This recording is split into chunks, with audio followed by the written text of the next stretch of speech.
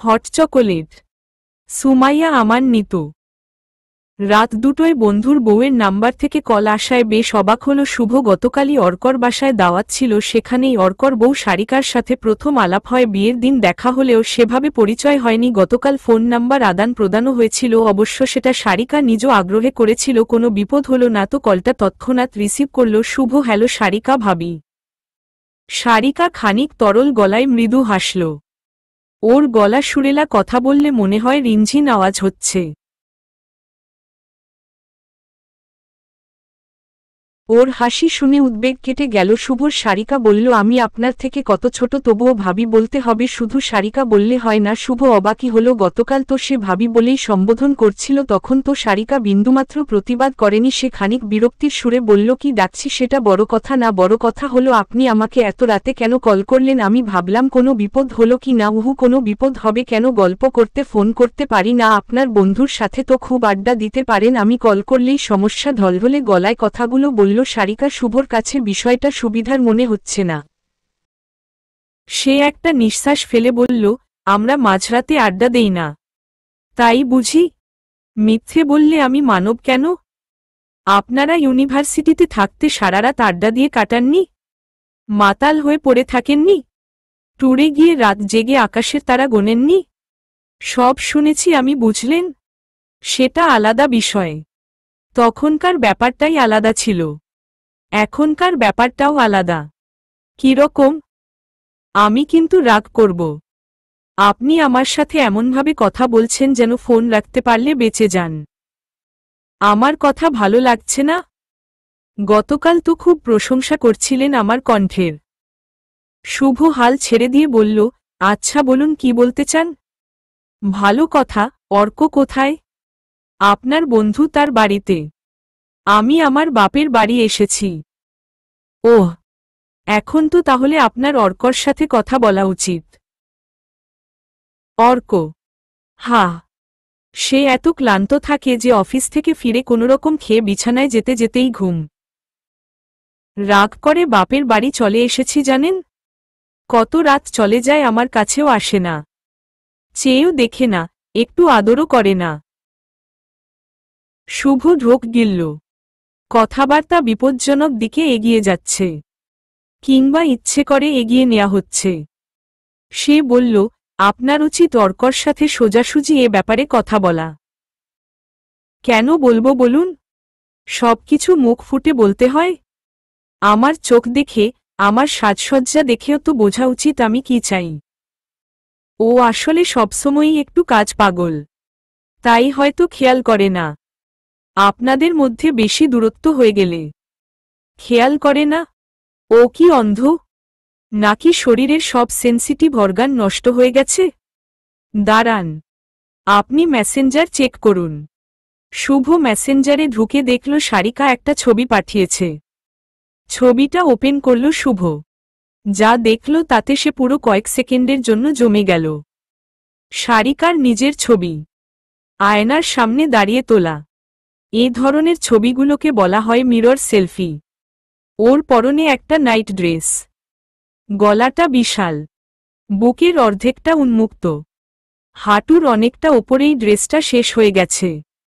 নখে লাল রঙের nail polish. এক হাতে ছবি তুলছে, অন্য হাতে একটা হট চকোলেটের গ্লাস ধরে আছে। সারিকাকে ডাকসাইটে সুন্দরী বলা না গেলেও ওর একটা প্রচণ্ড আবেদনময়ী শরীর আছে। সেটা এমনিতে দেখে শুধু ধারণা করা যায়, আর এই স্বল্প কাপড়ে দেখে পুরোপুরি উপলব্ধি করা যাচ্ছে। সারিকার কথার শব্দে সম্বিত ফিরল শুভর। সে যেন একটা ভিন্ন জগৎ থেকে ফিরে এলো। সারিকা বলছে, বলুন তো, এরকমভাবে কারো সামনে গেলে তার সাধ্য আছে ফিরিয়ে দেবার? আপনার বন্ধু দেয়। শুধু দেয় না, সে চেয়েই দেখে না, নাক ডেকে ঘুম দেয়। আমার কি ইচ্ছে করে জানেন? না থাক, আপনাকে আর সেসব বললাম না। শুভ কিছু বলতে পারছে না, তার কথা হারিয়ে গেছে। ইচ্ছে করছে কলটা কেটে দিতে, কিন্তু পারছে না। সারিকা যেন তাকে হিপনোটাইজ করে ফেলেছে। ভয়ঙ্কর এক নেশার জগতে টেনে নিয়ে গেছে তাকে। তার নিজের ওপর কোনো কন্ট্রোল নেই। সে নিজের ঘরের আয়নার দিকে চাইল। কাছে সে স্পষ্ট সারিকাকে দেখতে পেল। ঠিক ছবির মতো বেশভূষায় দাঁড়িয়ে আছে। পরদিন শুভর কল পেয়ে খুশি হল অর্ক। কিরে দোস্ত, কি অবস্থা? এই তো। তোর কি খবর বল? খবর আর কি, বাসায় একা একা ভালো লাগে না। বউ বাপের বাড়ি গেছে, 15 দিন পার না করে আসবে না। আহারে, তুই ফিরেছিস অফিস থেকে? হুম, আমার অফিস তো কাছেই, 7টার মধ্যে চলে আসি। তাও মনে হয় তোর মতো হলে ভালো হতো। নিজের বিজনেস, যখন খুশি যাব, যখন খুশি আসব। হে, এত সহজ না। তুই কি প্রতিদিনই 7টার মধ্যে আসতে পারিস? কাজের চাপ থাকে না? চাপ যতদূর পারি না নেয়ারই চেষ্টা করি আমি। বাসায় সুন্দরী বউ রেখে কার কাজ করতে ভালো লাগে বল? তাই নাকি? তা সুন্দরী বউকে ঠিকঠাক মতো হ্যান্ডেল করতে পারিস তো? নাকি? ধুর মিয়া, আমি কি সাবেত আলী নাকি যে বিয়ের রাতে বন্ধুদের ফোন করে বলবো নার্ভাস লাগতেছে? সাবেত আলীর কিন্তু এখন 3টা বাচ্চা, তোর এখনো 0। তো সাবেত আলী বিয়ে করছে বাচ্চার জন্য। আমি ভাই লাইফ এনজয় করার পর বাচ্চার কথা ভাবব। তার মানে ম্যারিড লাইফ ভালোই যাচ্ছে? একদম সেরা। ভাবিকে দেখলে তো মনে হয় তোর থেকে বহুত অ্যাডভান্স। তাতে কি, মাঝে মাঝে ওই বলে আজকের মতো ছাড়ো। বুঝেছি। আরও বেশ কিছুক্ষণ কথা বলার পর ফোন রাখল শুভ। অর্ক মিথ্যে বলেনি, সে কখনো মিথ্যে বলেও না। বহুদিনের বন্ধুত্ব ওদের। শুভর সামনে ইমেজ বজায় রাখতে মিথ্যে বড়াই করার মতো মানুষ অর্ক নয়। তার মানে মিথ্যে বলছিল সারিকা। কিন্তু কেন? ওর উদ্দেশ্যটা কি? সেই রাতে সারিকা আবার কল করল। শুভ কল রিসিভ করল না। বেশ কয়েকবার চেষ্টার পর সারিকা কল করা বন্ধ করে দিল। শুভ কাজ করছিল ল্যাপটপে। ফেসবুক মেসেঞ্জার খোলাই ছিল, তাই সারিকার আজকের পাঠানো ছবিটা ওর চোখে পড়ে গেল কিছুক্ষণের মধ্যেই। দেখে গায়ে কাটা দিয়ে উঠল ওর। গতকালের মতোই আরেকটা ছবি। আজকের ছবিতে সারিকা শাড়ি পরেছে। শাড়ির সাথে ফুল হাতা ব্লাউজ পরেও যে কোনো মানুষকে এতটা অশ্লীল লাগতে পারে সেটা এই ছবি না দেখলে কখনো বুঝতে পারত না শুভ। শাড়ির আঁচল একপাশে কোনোরকম ফেলে রাখা, হাত দুটো পেছনে ঠেলে শরীরটা মুচড়ে যেন সামনের দিকে ঠেলে দেয়া হয়েছে শরীরের অন্যতম আকর্ষণীয় অংশ। ঠোঁটে লাল টকটকে লিপস্টিক, দাঁত দিয়ে নিচের ঠোঁটটা কামড়ে ধরে রেখেছে। সারিকার এরপরের কলটা ধরল শুভ। হ্যালো, বলুন। ছবিটা দেখেছেন? হুম। আমাকে কেমন লাগছে? সারিকার গলায় এত আহ্লাদ গলে পড়ছে যে শুভর মনে হল সে কোনো অতল গহ্বরে তলিয়ে যাচ্ছে। সে নিজের অজান্তেই উত্তর দিল, দারুণ। তাদের কথা চলতে থাকল ভোর পর্যন্ত। এর মাঝেই সারিকার আবদারে অনলাইনে ওর জন্য একটা শাড়ির পেমেন্ট করে দিল শুভ। মাত্র 22,000 টাকা। পরদিন সারিকার কল, আর বিশেষ করে ছবির জন্য যেন অপেক্ষা করে রইল শুভ। বারবার মেসেঞ্জার চেক করতে লাগল। রাত 2টো পেরিয়ে গেলেও কিছু এলো না। দেখতে দেখতে 3টা বেজে গেল। শুভ ধরেই নিল আজ আর কোনো সাড়া পাওয়া যাবে না। হয়তো ঘুমিয়ে পড়েছে সারিকা। রাত 3টা 10-এ সারিকার কল এলো। Video call. ভিডিও কল দেখে হাত কাঁপতে লাগল শুভর। কেন যেন মনে হলো এই আগুনে ঝাঁপ দিলে সে আর ফিরতে পারবে না। সারিকার ভিডিও কল রিসিভ করতে গিয়ে শুভর বেশ ছোটবেলার একটা ঘটনা মনে পড়ে গেল। তার বাবা একবার তার আর তার বোনের একটা পরীক্ষা নিয়েছিল। পরীক্ষাটা ছিল এমন, 2টো চকোলেটের বক্স ওদের বাড়ির ডাইনিং টেবিলের ওপর রাখা থাকবে। দুজনেই হাত বাড়ালেই সেগুলো নিতে পারবে। কিন্তু যদি তারা সম্পূর্ণ একদিন সেই বক্স দুটো স্পর্শ না করে থাকতে পারে তাহলে তাদের কাঙ্ক্ষিত কোনো একটি দামি উপহার কিনে দেয়া হবে। শুভর বোন সুপ্তি চেয়েছিল একটা সাইকেল আর সে নিজে চেয়েছিল ভিডিও গেমস। দুজনেই দৃঢ়প্রতিজ্ঞ ছিল চকোলেটের বক্স স্পর্শ করবে না। এদিকে চকোলেট দুটো তাদের দুজনেরই বেশ পছন্দ ছিল। বয়সও ছিল কম, তার মোটে 8 বছর, সুপ্তির 10। এই সময়ে লোভ সামলানো সহজ নয়। তবুও কেমন করে যেন সুপ্তি সারাদিন পার করে দিল। শুভ কিন্তু পারল না। বিকেলের দিকে সে আর নিজেকে সামলাতে পারল না।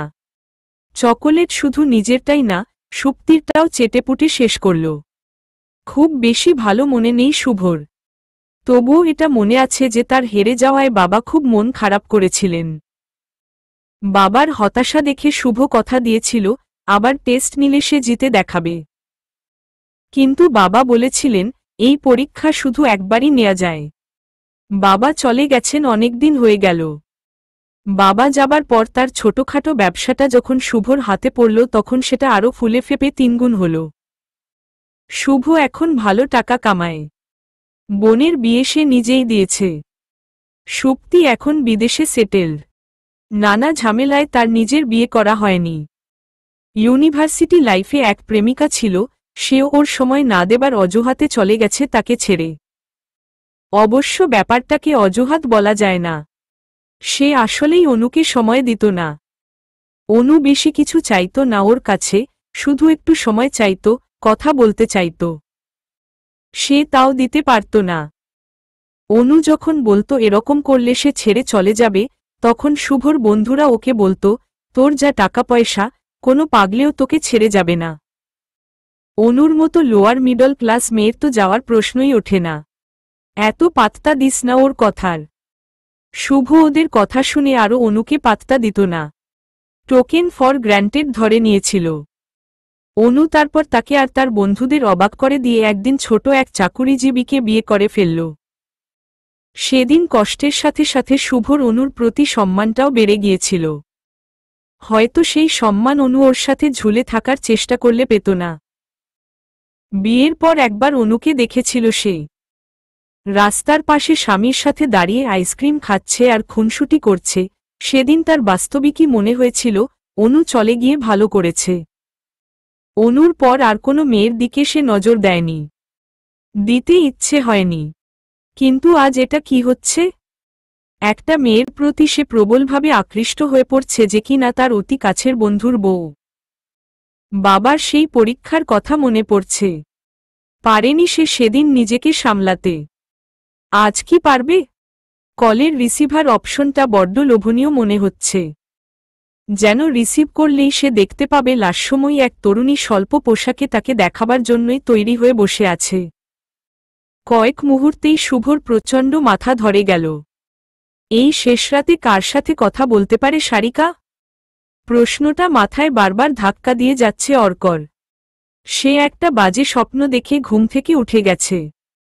সারিকাকে ভীষণ মনে পড়ছে বলে তাকে কল করতে গিয়ে সে আবিষ্কার করেছে সারিকার নাম্বার এনগেজড। তাও আবার 1.5 ঘন্টা ধরে। রাত 4টার সময় কার সাথে তার এত গল্প চলছে যে ফুরাতেই চাইছে না। সে অনেকবার নিজেকে বোঝাবার চেষ্টা করল যে সে যা ভাবছে তা ভুল। হয়তো কানেকশনে কোনো গণ্ডগোল হচ্ছে, কিংবা সারিকা কারো সাথে কথা বলতে বলতে ঘুমিয়ে পড়েছে, কল কাটেনি। যে কোনো কিছু হতে পারে। সবসময় নেগেটিভ চিন্তা করা উচিত নয়। তার অন্যদিকে মন দেয়া উচিত। মোবাইল এলোমেলো ঘাটাঘাটি করতে গিয়ে সে কি মনে করে সারিকার ইমেইল আইডিতে ঢুকল। ওর আইডিটা কোনো এক কারণে তার মোবাইলে সেভ করা ছিল। প্রথম মেইলটা দেখে চোখ কপালে উঠল অর্কর। কোনো একটা ওয়েবসাইট থেকে একটা শাড়ি অর্ডার করেছে সারিকা। সেটার কনফার্মেশন মেসেজ এসেছে।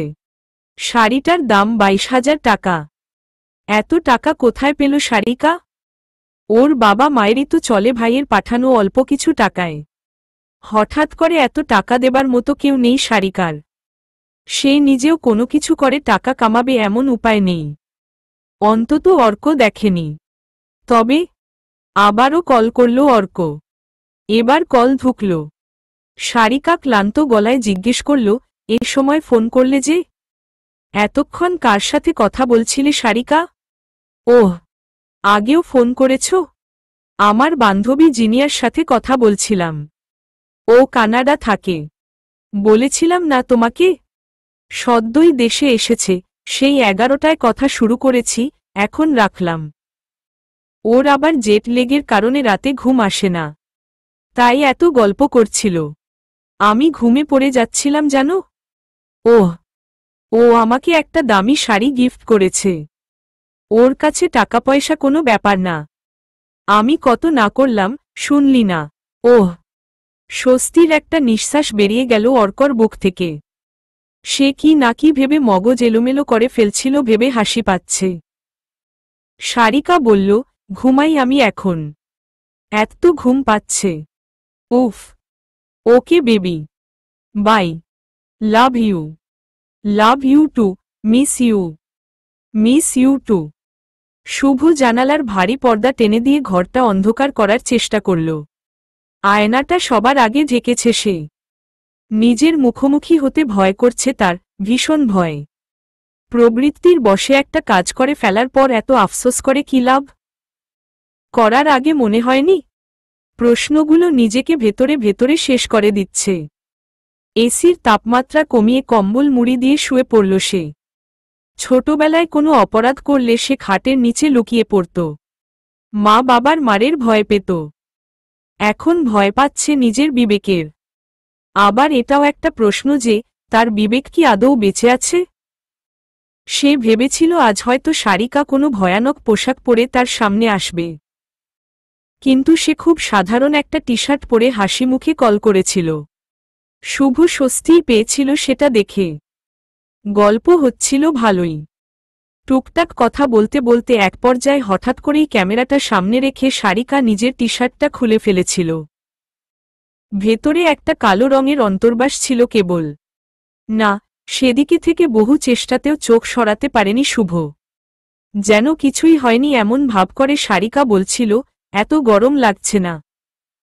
আমার বাড়িতে আপনার বাড়ির মতো এসি নেই বুঝলেন। শুভর মুখ দিয়ে কোনো কথা বের হচ্ছিল না। সারিকা একাই বকবক করে যাচ্ছিল। এরপর আস্তে আস্তে শুভও কথা বলতে শুরু করল, এবং খুব দ্রুতই সেই কথাবার্তা নিষিদ্ধ পর্যায়ে চলে গেল। তাদের মধ্যকার উত্তেজনা কমতে কমতে ভোর হয়ে এলো। যখন সারিকা হাই তুলতে তুলতে কল রাখল, তখন ওর শরীরে একটা সুতোও ছিল না। শুভর লাল টকটকে চোখ দেখে বেশ ভয় পেয়ে গেল তমাল। তোর কি কোনো সমস্যা চলছে? জিজ্ঞেস করল সে। সে নিজেই একটা সমস্যা শেয়ার করতে এসে দেখেছে শুভর অবস্থা তার থেকেও খারাপ। শুভ ক্লান্ত গলায় বলল, কিন্তু কি সমস্যা জিজ্ঞেস করিস না প্লিজ। বলতে পারবো না। তমাল দীর্ঘশ্বাস ফেলে বলল, আমিও বলতে পারবো না, টাইপ একটা সমস্যায় ফেসে গেছি। সেজন্য তোর কাছে এসেছিলাম। কি হয়েছে? উইয়ে বলতে পারবো না এমন। ধুর ব্যাটা, বলে ফেল। তাহলে তোর সমস্যাও বল।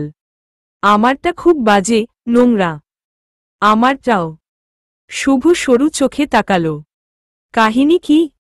তমাল হাত দুটো কচলে বলল, ওকে, আমরা দুজন দুজনকে সমস্যা শেয়ার করি, কিন্তু আর কাউকে এসব কথা বলবো না। ওকে। অন্য কোনো বন্ধুকেও না। ঠিক আছে। আচ্ছা, তোর অর্কর বউয়ের কথা মনে আছে তো? গত সপ্তাহেই গেলাম ওদের বাসায়। শুভ সতর্ক হয়ে উঠল। অর্কর বউ? তমালের সমস্যার মূলেও কি তবে সারিকা? তমালের কাহিনী শুনে চোখ কপালে ওঠার জোগাড় হল শুভর। না, তমালকে সারিকা ওর মতো করে ফাঁসায়নি, এদের ঘটনা অন্য। এই ঘটনাবলীর শুরু অনেক আগে। তমাল বলছে, তখন স্কুলে পড়ি। ক্লাস 8 থেকে 9-এ ওঠার সময় আমাদের ক্লাসে একটা অদ্ভুত রকমের নতুন মেয়ে এলো। অদ্ভুত মানে মফস্বলে আমরা ছেলে মেয়েরা একটু আলাদা আলাদাই থাকতাম। ছেলে আর মেয়েদের মধ্যে অত আন্তরিক বন্ধুত্ব হতো না। এই মেয়েটা আসার পর মেয়েদের সাথে সাথে ছেলেদের সাথেও খুব খাতির করে ফেলল। একেবারে যেন গলায় গলায় ভাব। ছেলেদের আড্ডায় এসে যোগ দেয়া, ওদের সাথে চায়ের দোকানে গিয়ে বসা, টুকটাক অ্যাডাল্ট যোগ করা। প্রথম প্রথম খুবই অস্বস্তি হতো আমাদের। কিন্তু মাস কয়েক যেতে না যেতেই আমরা অভ্যস্ত হয়ে গেলাম। ও আমাদের ছেলে গ্যাংয়েরই একজন হয়ে গেল। কিন্তু অস্বস্তি কাটার পর একটা নতুন সমস্যা দেখা দিল। আমরা সবাই কমবেশি মেয়েটার প্রতি আকৃষ্ট হতে শুরু করলাম। সরাসরি কেউ কিছু বলতাম না, কিন্তু বুঝতে পারতাম।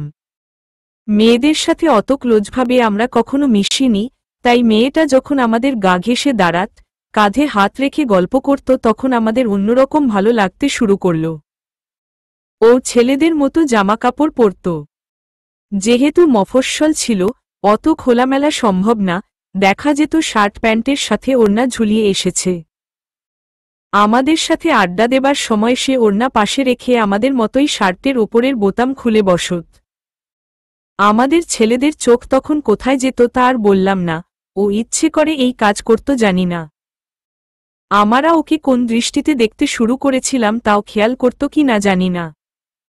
যাই হোক, এভাবে অনেকগুলো দিন পার হয়ে গেল। ফাইনাল পরীক্ষা আসবে আসবে করছে। এমন সময় একদিন মেয়েটা আমাকে একটা চিঠি দিল। চিঠিতে লেখা, আমার সাথে দেখা করতে চায়। আমি তো খুশিতে বাকবাকুম। সবার মধ্যে কি ওর আমাকেই মনে ধরল? দেখা করলাম সেদিন বিকেলে। নদীর ধার, কাশবন দিয়ে হাত ধরে ঘুরলাম। ফেরার সময় হঠাৎ আমাকে চুমু খেলছে। আমার কিছুতেই বিশ্বাস হচ্ছিল না ব্যাপারটা। ওটা ছিল আমার ফার্স্ট কিস। এরপর মাঝে মধ্যে লুকোচুরি করে দেখা করতাম। বার্ষিক পরীক্ষায় আমার সিট আর ওর সিট কাছাকাছি পড়েছিল। আমাদের রোল ওয়াইজ এমনভাবে সিট পড়ত যে আগে থেকে বোঝা যেত কার পাশে কার সিট পড়বে। পরীক্ষায় আমি ওকে যথাসম্ভব সাহায্য করলাম। বলা চলে ভালোভাবে পাশ করিয়ে দিলাম। এরপর তো ছুটি হয়ে গেল। ওর সাথে তেমন যোগাযোগও হলো না। ক্লাস 10-এ ওঠার পর প্রথম সপ্তাহে মেয়েটা আমাকে জানিয়ে দিল, তার খুব স্ট্রেস যাচ্ছে, সে সম্পর্ক কন্টিনিউ করতে পারছে না, কিছুদিন যেন আমরা একটু দূরত্ব বজায় রাখি। আমার শুরু থেকেই সন্দেহ ছিল মেয়েটা পরীক্ষার জন্য আমার সাথে এসব করেছিল। নিশ্চিত হলাম তখন যখন দেখা গেল নতুন রোলে যার সাথে সিট পড়বে তার সাথে ওর বেশি মাখামাখি দেখে। যাই হোক, আমি আর পাত্তা দিলাম না। কিছুটা মুখচোরা টাইপ ছিলাম, ব্যাপারটা সবার কাছ থেকে চেপে গেলাম। আর একটা মেয়ের থেকে ইউজড হওয়ার কাহিনী তো সবার সাথে বলার মতো না। আমাদের টেস্ট পরীক্ষার পর একটা ভয়াবহ জিনিস বের হলো। তখন অল্প কজনের কাছে অ্যান্ড্রয়েড ফোন আছে। সেই ফোনেই দেখা গেল কিছু ছবি ভাইরাল হয়েছে। ওই মেয়েরই ছবি। গায়ে একটা পাতলা ওড়না ছাড়া আর কিছু নেই। কিছুদিন এটা নিয়ে বেশ শোরগোল চলল। মেয়েটা খুব কান্নাকাটি করল। ক্লাসের প্রায় সব ছেলে মেয়ে ওকে এক প্রকার বয়কট করে দিল। এরও কিছুদিন পর জানা গেল আরও ভয়াবহ ঘটনা। এই মেয়ে শুধু আমার সাথেই না, ক্লাসের আরও অনেকের সাথে নানান রকম সুযোগ সুবিধা আদায় করার জন্য সম্পর্ক চালিয়ে গেছে। পরে কাজ আদায় হয়ে গেলে সম্পর্ক ডিসমিসও করে দিয়েছে। আর ওর ছবিগুলো ভাইরাল করেছিল পাশের এলাকার এক ছেলে, যার সাথে ওর প্রায় 3 বছরের সম্পর্ক ছিল। সম্পর্ক থাকাকালীন অন্য ছেলের সাথে ধরা খাবার পর ওই ছেলে কাজটা করেছে। যদিও মেয়েটা ওই ছবির ব্যাপারে বলেছিল যে সে শখ করে ওগুলো তুলেছিল, পরে ভুলে দোকানে সেই মেমোরি কার্ড দিয়েছিল গান লোড করতে, সেখান থেকে ভাইরাল হয়েছে। আমরা অবশ্য বেশিরভাগই ওর কথা বিশ্বাস করিনি। তো এসব ঘটনার পর এসএসসি পরীক্ষা চলে এলো। আমরাও পরীক্ষার ঝামেলায় ওকে ভুলে গিয়েছিলাম, তোদেরও কখনো ওর কাহিনী বলা হয়নি। সেদিন অর্কর বাড়িতে দাওয়াতে গিয়ে ওর বউকে দেখে আমার চোখ কপালে উঠে যায়। ওর বউ সারিকাই আমাদের স্কুলের সেই মেয়েটা। তুই তো জানিস, অর্কর বিয়ের সময় বাবা কত অসুস্থ ছিল। আমি কোনোরকম বন্ধুত্বের খাতিরে গিয়ে খেয়ে এসেছি, ওর বউয়ের দিকে ভালো করে চেয়েও দেখিনি, তার ওপর ভারী মেকআপ করা ছিল। নইলে হয়তো তখনই চিনতে পারতাম। সেদিন অর্কর সামনে কিছু বলতে পারিনি। এরপর ফেরার পর থেকে সারিকা আমাকে থ্রেট দিয়ে যাচ্ছে, যদি ওর ব্যাপারে বিন্দু বিসর্গ অর্ক জানতে পারে, তাহলে সে আমাদের খবর করে ফেলবে। ফ্রেন্ড সার্কেল ধ্বংস করে দেবে। আমি বুঝতে পারছি না ও কেন বারবার ফ্রেন্ড সার্কেলের কথা বলছে। অর্কর সাথে বন্ধুত্ব এ কারণে নষ্ট হতে পারে, কিন্তু বারবার সে ফ্রেন্ড সার্কেলের কথাই কেন বলে যাচ্ছে। সব শুনে বেশ কিছুক্ষণ চুপ করে থেকে শুভ বলল, হয়তো আমি কারণটা বুঝতে পারছি। কি কারণ? তুই আমাকে ভুল বুঝবি না তো? ভুল বুঝবো কেন? প্লিজ আমাকে খারাপ ভাবলেও ছেড়ে যাস না। আরে কি হয়েছে বলবি? শুভ আস্তে আস্তে সবটা খুলে বলল। শুনে তমাল একেবারে স্তব্ধ হয়ে গেল। ঘটনা অনেক দূর গড়িয়ে গেছে। মেয়েটা কি অসম্ভব চতুর! একটা মেয়ে এত খারাপ কেমন করে হতে পারে? শুভ বলল, তোর কি মনে হয় আমি অনেক খারাপ মানুষ? দেখ শুভ, তোকে আমি কত বছর ধরে চিনি বলতো? আর ওই মেয়েটাকেও চিনি। কিভাবে কি হয়েছে সেটা বুঝতে পারছি। তোর দোষ অবশ্যই ছিল, তুই অনেক জঘন্য একটা কাজ করেছিস। তবে তোকে খুব খারাপ মানুষও বলতে পারবো না। খারাপ হলে তোর আজকের রিয়ালাইজেশনটা হতো না। যাকগে, এখন আমাদেরও বাঁচতে হবে আর অর্ককেও বাঁচাতে হবে। কিন্তু কিভাবে? আমি একটা জিনিস বুঝতে পারছি না। ওই মেয়ে এত সহজে তোকে পটিয়ে ফেলল, তাহলে ওর জন্য তোর মতো বা তোর থেকেও অনেক ধনী কাউকে পটিয়ে বিয়ে করে ফেলা কোনো ব্যাপারই ছিল না। তাহলে সে অর্কর মতো একটা মিডল ক্লাস, ছোটখাটো চাকরিজীবী ছেলেকে কেন বিয়ে করল? ধনী কাউকে বিয়ে করলে ওর আর এসব করে নিজের শখ পূরণ করতে হতো না। তাই তো। শোন, অর্ককে এখন কিছু বলা যাবে না। আমরা চেষ্টা করি সারিকার বিরুদ্ধে প্রমাণ জোগাড় করার। ওর ব্যাকগ্রাউন্ড চেক করলে অনেক খবর হয়তো পাওয়া যাবে। আমি স্কুলের দিকের বন্ধুবান্ধবের থেকে খোঁজ নিয়ে দেখি ওর স্কুল থেকে এ পর্যন্ত আসার কাহিনী জানা যায় কি না। ঠিক আছে, তুই এত চিন্তা করিস না। ভালো করে ঘুম দে। আর ওর আইডিটা ব্লক করে দে। অচেনা নাম্বারের কল রিসিভ করিস না। বাঁচতে চাইলে ওকে ইগনোর কর পুরোপুরি। এখনই করি। তোর সামনে। শুভ সারিকার আইডি, ফোন নাম্বার সব ব্লক করে দিল। তমাল উঠতে যাচ্ছিল, হঠাৎ কথাটা মনে হতেই জিজ্ঞেস করল, তোকে যে ও এত কিছু দেখালো, তুই স্ক্রিনশট নিসনি? না তো। সেরকম কিছু মনেই আসেনি। আরও যদি তোর স্ক্রিনশট নিয়ে থাকে? শুভর মুখ ফ্যাকাশে হয়ে গেল। গতরাতে যা হয়েছে তার স্ক্রিনশট থাকলে ব্যাপারটা শুধু বন্ধুত্বের না, ওর ইমেজের, এমনকি পুরো ক্যারিয়ারের জন্য হুমকি। তমাল চলে যাবার পর শুভ প্রায় সারাটা দিন অস্থিরতার মধ্যে দিয়ে কাটিয়ে দিল। কি করবে কিছু বুঝে উঠতে পারল না সে। একবার এক সম্ভাবনা মাথায় উকিঝুঁকি দিতে লাগল, আর তার ভয় ক্রমশ বাড়তে লাগল। কোনোদিন ভাবেনি সে এমন সমস্যায় পড়তে হবে। তার তো চরিত্রের সমস্যা ছিল না, তবে এত সহজে সে কেমন করে ধরা দিত? এতটুকু সংযম কেন সে দেখাতে পারল না? নিজেকে ধিক্কার দিতে দিতে নিজের কাছেই ছোট হতে লাগল সে। সন্ধ্যার দিকে হঠাৎ তার মনে হল কারো পরামর্শ নিলে কেমন হয়। তমাল তার বন্ধু। তাদের চিন্তাধারার অনেক মিল। অন্য কেউ, যে তার সমস্যাটাকে অন্যভাবে দেখে সঠিক কোনো সমাধান দিতে পারেনি এমন কারো সাহায্য নিতে পারলে ভালো হতো। কিন্তু এই ভয়ানক লজ্জার কথা সে কাকে বলবে? ভাবতে ভাবতেই নতুন একটা বুদ্ধি মাথায় এলো তার। ফেসবুকে বিভিন্ন গ্রুপ আছে যেগুলোতে পোস্ট করলে অনেকে ভালো ভালো পরামর্শ দিয়ে থাকেন। নিজের নাম লুকিয়ে অ্যানোনিমাসলি পোস্ট করলে কেউ তাকে চিনতেও পারবে না, আর সে হয়তো সঠিক সমাধানও পেতে পারবে। বেশ কিছুক্ষণ চিন্তাভাবনা করে সে ঠিক করল পোস্টই করবে। তারপর যা হয় হবে। ফেসবুকে একটা সমস্যা সমাধানের গ্রুপে ঢুকে সে নিজের নাম ঢেকে পোস্ট করে ফেলল। কথাগুলো লেখার সময় তার নিজেরই এত গা ঘিন ঘিন করতে লাগল যে কয়েকবার লেখা থামিয়ে চুপচাপ বসে রইল সে। কিন্তু শেষ পর্যন্ত পুরোটা লিখে শেষ করে আর ভাবাভাবি না করে পোস্টটা করে দিল সে। কিন্তু পোস্ট পেন্ডিং রয়ে গেল। এপ্রুভ হল না সে রাতে। এদিকে সারিকার কল করার সময় হয়ে এসেছে। শুভর ভয় হতে লাগল, সারিকা যদি তাকে না পেয়ে তার স্ক্রিনশট ফাঁস করে দেয়। এই স্ক্রিনশটের চিন্তাটা তাকে কিছুতেই স্থির হতে দিচ্ছে না। না, সারিকার সাথে কথা বলতে হবে মনে হচ্ছে। কথায় কথায় জানতে হবে ওর কাছে এরকম কোনো প্রমাণ আছে কিনা যা সে তার বিরুদ্ধে কাজে লাগাতে পারে। শুভ সারিকাকে আনব্লক করে রাখল। তবে নিজে থেকে কোনো মেসেজ দিল না। অপেক্ষা করতে লাগল সারিকার কলের আর একই সাথে পোস্ট এপ্রুভ হবার। পোস্ট পেন্ডিং রয়ে গেলেও সারিকা ঠিকই রাত 1টায় কল করল। আজ সে পাতলা গোলাপি একটা টি শার্ট পরে আছে। ভেতরে কিছু পড়েনি বোঝাই যাচ্ছে। শুভ তখনই একটা স্ক্রিনশট নিয়ে রাখল। সারিকা নিজের চুলগুলো এলোমেলো করে বলল, আমাকে কেমন লাগছে? শুভ ঢোক গিলে বলল, ভালো। তুমি সবসময় এত নার্ভাস থাকো কেন? ও সরি, কাল শেষের দিকে খুব অ্যাক্টিভ ছিলে। তার মানে তোমাকে অ্যাক্টিভ করতে কি করতে হবে তা আমার জানা আছে। দেখো সারিকা, এসব উচিত হচ্ছে না। খুব হচ্ছে।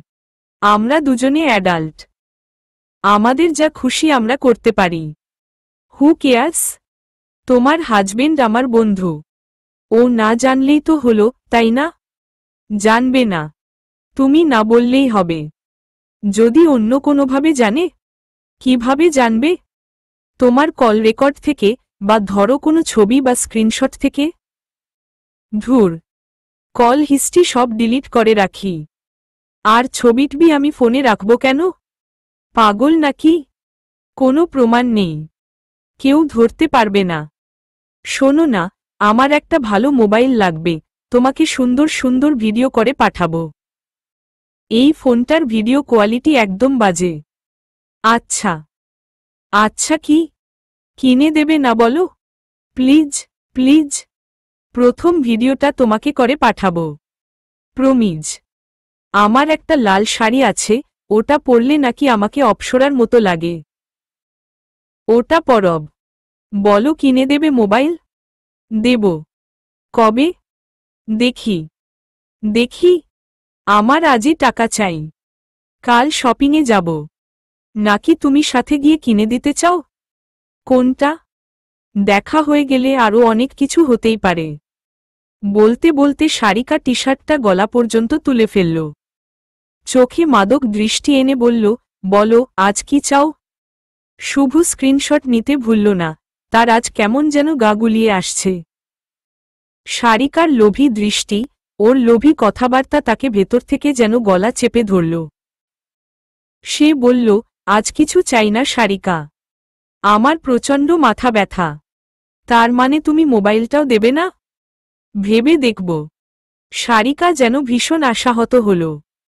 শুভরও খারাপ লাগছিল ওর মুখের ওপর ফোন রেখে দিতে। কিন্তু সে কাজটা করল। তারপর ব্লক করে দিল। আর চিন্তা নেই, এতটুকু নিশ্চিত হওয়া গেছে যে সারিকার কাছে কোনো স্ক্রিনশট অন্তত নেই। ফোন রেখেও আর ঘুমাতে পারল না শুভ। ছটফট করতে লাগল কেবল। সারিকা তাকে আজও চুম্বকের মতো টানছে। অস্থির লাগছে। ওকে আবার ফোন করতে ইচ্ছে করছে। দেখতে ইচ্ছে করছে। কাছে পেতেও ইচ্ছে করছে। মনে হচ্ছে কাল ওকে একটা মোবাইল কিনে দিয়ে ওর সাথে কিছুটা সময় কাটালে মন্দ হতো না। হোক বন্ধুর বউ, কিংবা খারাপ মেয়ে, যা খুশি তাই। কোনো মেয়ে এভাবে যেচে পড়ে এলে কোনো ছেলে কি তাকে ফিরিয়ে দেয় নাকি ফেরাতে পারে? সামান্য কিছু টাকাই তো খরচ করতে হতো। বিনিময়ে। ভাবতে ভাবতে দীর্ঘশ্বাস ফেলল শুভ। হঠাৎ মনে পড়ল সারিকার দুটো স্ক্রিনশট আছে তার কাছে। সেগুলো বের করল শুভ। আজকের মতো ছবি দুটোই তার উত্তেজনা প্রশমিত করতে সাহায্য করল। সকালে উঠে আবার রাতের জন্য প্রচণ্ড অপরাধবোধ ঘিরে ধরল শুভকে। প্রতিটা মানুষই গ্রে শেডের হয়। তার ভেতরের ধূসর রঙে সাদার পরিমাণ অনেক বেশি ছিল। ধীরে ধীরে তাতে কালো রং মিশে যাচ্ছে। সে নিজেও চলে যাচ্ছে অন্ধকার অতল গহ্বরে। ছি, কি ভীষণ বাজে কাজ করছে সে। সকালে উঠে প্রথম যে কাজটা সে করল তা হল স্ক্রিনশট দুটো ডিলিট করা। আবার যাতে বের করতে না পারে সেজন্য একেবারে রিসাইকেল বিন থেকে ডিলিট করে দিল। এরপর অফিসে চলে গেল সেদিনকার মতো। কয়েকদিনের অমনোযোগিতার কারণে অনেক কাজ বাকি পড়েছিল। কাজ করতে করতে শুভ সারাদিনে তেমন কোনো সময় পেল না। একেবারে গিয়ে সময় পেল রাতে। গোসল খাওয়া সেরে বিছানায় শুয়ে ফোনটা হাতে নিল সে। ফেসবুকে ঢুকেই দেখল অজস্র নোটিফিকেশন এসে ভর্তি হয়ে আছে। আসলে তার পোস্ট এপ্রুভ হয়েছে। সেখানে শত শত কমেন্ট, তার মধ্যে কেউ পরামর্শ দিয়ে থাকলেও তা খুঁজে পেল না শুভ। গালাগালির স্রোত বয়ে যাচ্ছে। যাচ্ছে তাই গালি দিয়েছে মানুষ। তাকেও আর সারিকাকেও। সবগুলো পড়তে পারল না শুভ। রাগ লাগতে লাগল ভীষণ। কার ওপর রাগ তা অবশ্য বুঝতে পারল না। সে পোস্ট ডিলিট করে দিল। পরদিন সকালে ঘুম ভাঙল তমালের ডাকে। সকাল সকাল তমালকে দেখে খানিকটা ঘাবড়ে গেল শুভ। উঠে বসে জিজ্ঞেস করল, কি হয়েছে রে? তমালের চেহারা গম্ভীর, মুখ রাগে লাল হয়ে আছে। সে ডিভানে বসে নিজেকে একটু সামলানোর চেষ্টা করে জিজ্ঞেস করল, তুই ফেসবুকে তোর বন্ধুর বউয়ের সাথে প্রেমকাহিনী লিখে বেড়াচ্ছিস? শুভ ঢোক গিলল। সে তো পোস্ট করার আগে ভালো করে দেখে নিয়েছিল ওই গ্রুপে তার বন্ধুবান্ধব কেউই নেই। তাহলে তমাল জানল কেমন করে? সে পুরোপুরি অস্বীকার করে গেল, আমি লিখিনি। আমি কেন লিখব? তুই আমাকে যে কাহিনী শুনিয়েছিলি হুবহু সেটাই তো পড়লাম। পোস্ট যে দিয়েছে তার নাম ছিল না, কিন্তু আমি শিওর সেটা তুই। কোথায় পড়লি? কোথায় মানে? ওই পোস্টের স্ক্রিনশট ভাইরাল হয়ে গেছে, হাজার হাজার শেয়ার হয়েছে। মনে হয় দেশের সবাই এতক্ষণে জেনে গেছে। ছি, তুই এটা কি করলি শুভ? শুভর আর অস্বীকার করার মুখ নেই। সে দুই হাতে মুখ ঢেকে বলল, আমি জানি না আমি কি করছি। আমি সত্যিই জানি না আমি কেন এত বড় বড় ভুল করছি। কি হয়েছে আমার? তোর বোঝা উচিত ছিল এ ধরনের মুখরোচক গল্প ভাইরাল হতে সময় লাগে না। এসব কেউ ফেসবুকে লেখে? তুই পাগল? পাগলই হয়ে গেছি আমি। সেদিন ফেসবুকে এসব পোস্ট লেখালেখির কারণে এক কাপলের ডিভোর্স হয়ে গেল। লোকের মাথার ঘিলু কি সব দিন দিন উবে যাচ্ছে? আমাকে একটা চড় মারবি তমাল? তমাল সত্যিই উঠে এসে শুভর দুই গালে দুটো চড় মারল। শুভ চুপচাপ চড় খেল। তমাল তো গতকালের ঘটনা জানে না। জানলে হয়তো দুটো লাথিও খেতে হতো। শুভর সাহস হল না বলার। কোন মুখে বলবে? শুভ জিজ্ঞেস করল, এখন কি কিছু করার আছে? তমাল একটু শান্ত হয়ে বসে বলল, সারিকার খবর পেয়েছি, অনেক কিছু জেনেছি, প্রমাণও আছে। আমার মনে হয় এটাই সময় অর্ককে সব জানিয়ে দেবার। তোর কাছেও প্রমাণ থাকলে ভালো হতো। একটা স্ক্রিনশট রাখলেও কাজ হতো। যাকগে, দেখা যাক কতদূর কি হয়। ওই ডাইনির হাত থেকে অর্ককে আগে বাঁচাতে হবে। আর তোকেও। শুভর এবার নিজেকে চড় মারতে ইচ্ছে হল। স্ক্রিনশট জোগাড় হয়েছিল, সে ডিলিট করে দিল। শালার এই স্ক্রিনশট জিনিসটা তার জীবনটাকে নরক বানিয়ে দেবে কে জানত। সে মনে মনে বলল, যে নিজেই দৌড়ে দৌড়ে আগুনে ঝাঁপ দিতে যাচ্ছে তাকে তুই কি বাঁচাবি তমাল? আমার তো মনে হয় অর্ক সারিকাকে ছাড়বে না, যত প্রমাণই থাকুক না কেন। ওই মেয়ের মধ্যে কি যেন আছে। কি আছে কে জানে। শুভ আর তমালের মোবাইলে এমন সময় একসাথে টুং করে নোটিফিকেশন এলো। ওদের ফ্রেন্ডস গ্রুপে মেসেজ দিয়েছে অর্ক। মেসেজ ওপেন করতেই শিরদাঁড়া বেয়ে শীতল স্রোত নেমে গেল শুভর। শুভ আর তমাল একসাথেই অর্কর মেসেজ ওপেন করল। অর্ক শুভর সেই পোস্টের স্ক্রিনশটটা পাঠিয়েছে। সাথে লিখেছে, দেখ মানুষ কত বেঈমান হয়। এটা পড়ে আমার মাথা খারাপ হয়ে গেছে, গা ঘিন ঘিন করছে। যার সাথে আসল কাহিনী হয়েছে না জানি তার কেমন লাগছে। মেসেজটা পড়ে তমালের এত কষ্ট হল যে সে কিছুক্ষণ চুপ করে ঠোঁট কামড়ে জানালার বাইরে চেয়ে রইল। যখন শুভর দিকে ফিরল, দেখল শুভ ফুপিয়ে কাঁদছে বাচ্চাদের মতো। ওদের বন্ধুত্ব ইউনিভার্সিটি থেকে। ইউনিভার্সিটির হলে 4 সিটের রুমে ওরা 3 জন থাকত। কত আড্ডা, কত স্মৃতি, কত সময় কাটানো, কত ভালোবাসা আর কঠিন বন্ধুত্ব ছিল তাদের মধ্যে। সবটা এভাবে মিথ্যে হয়ে গেল। সত্যিই তো, এটা বেইমানি। কেমন করে করল শুভ?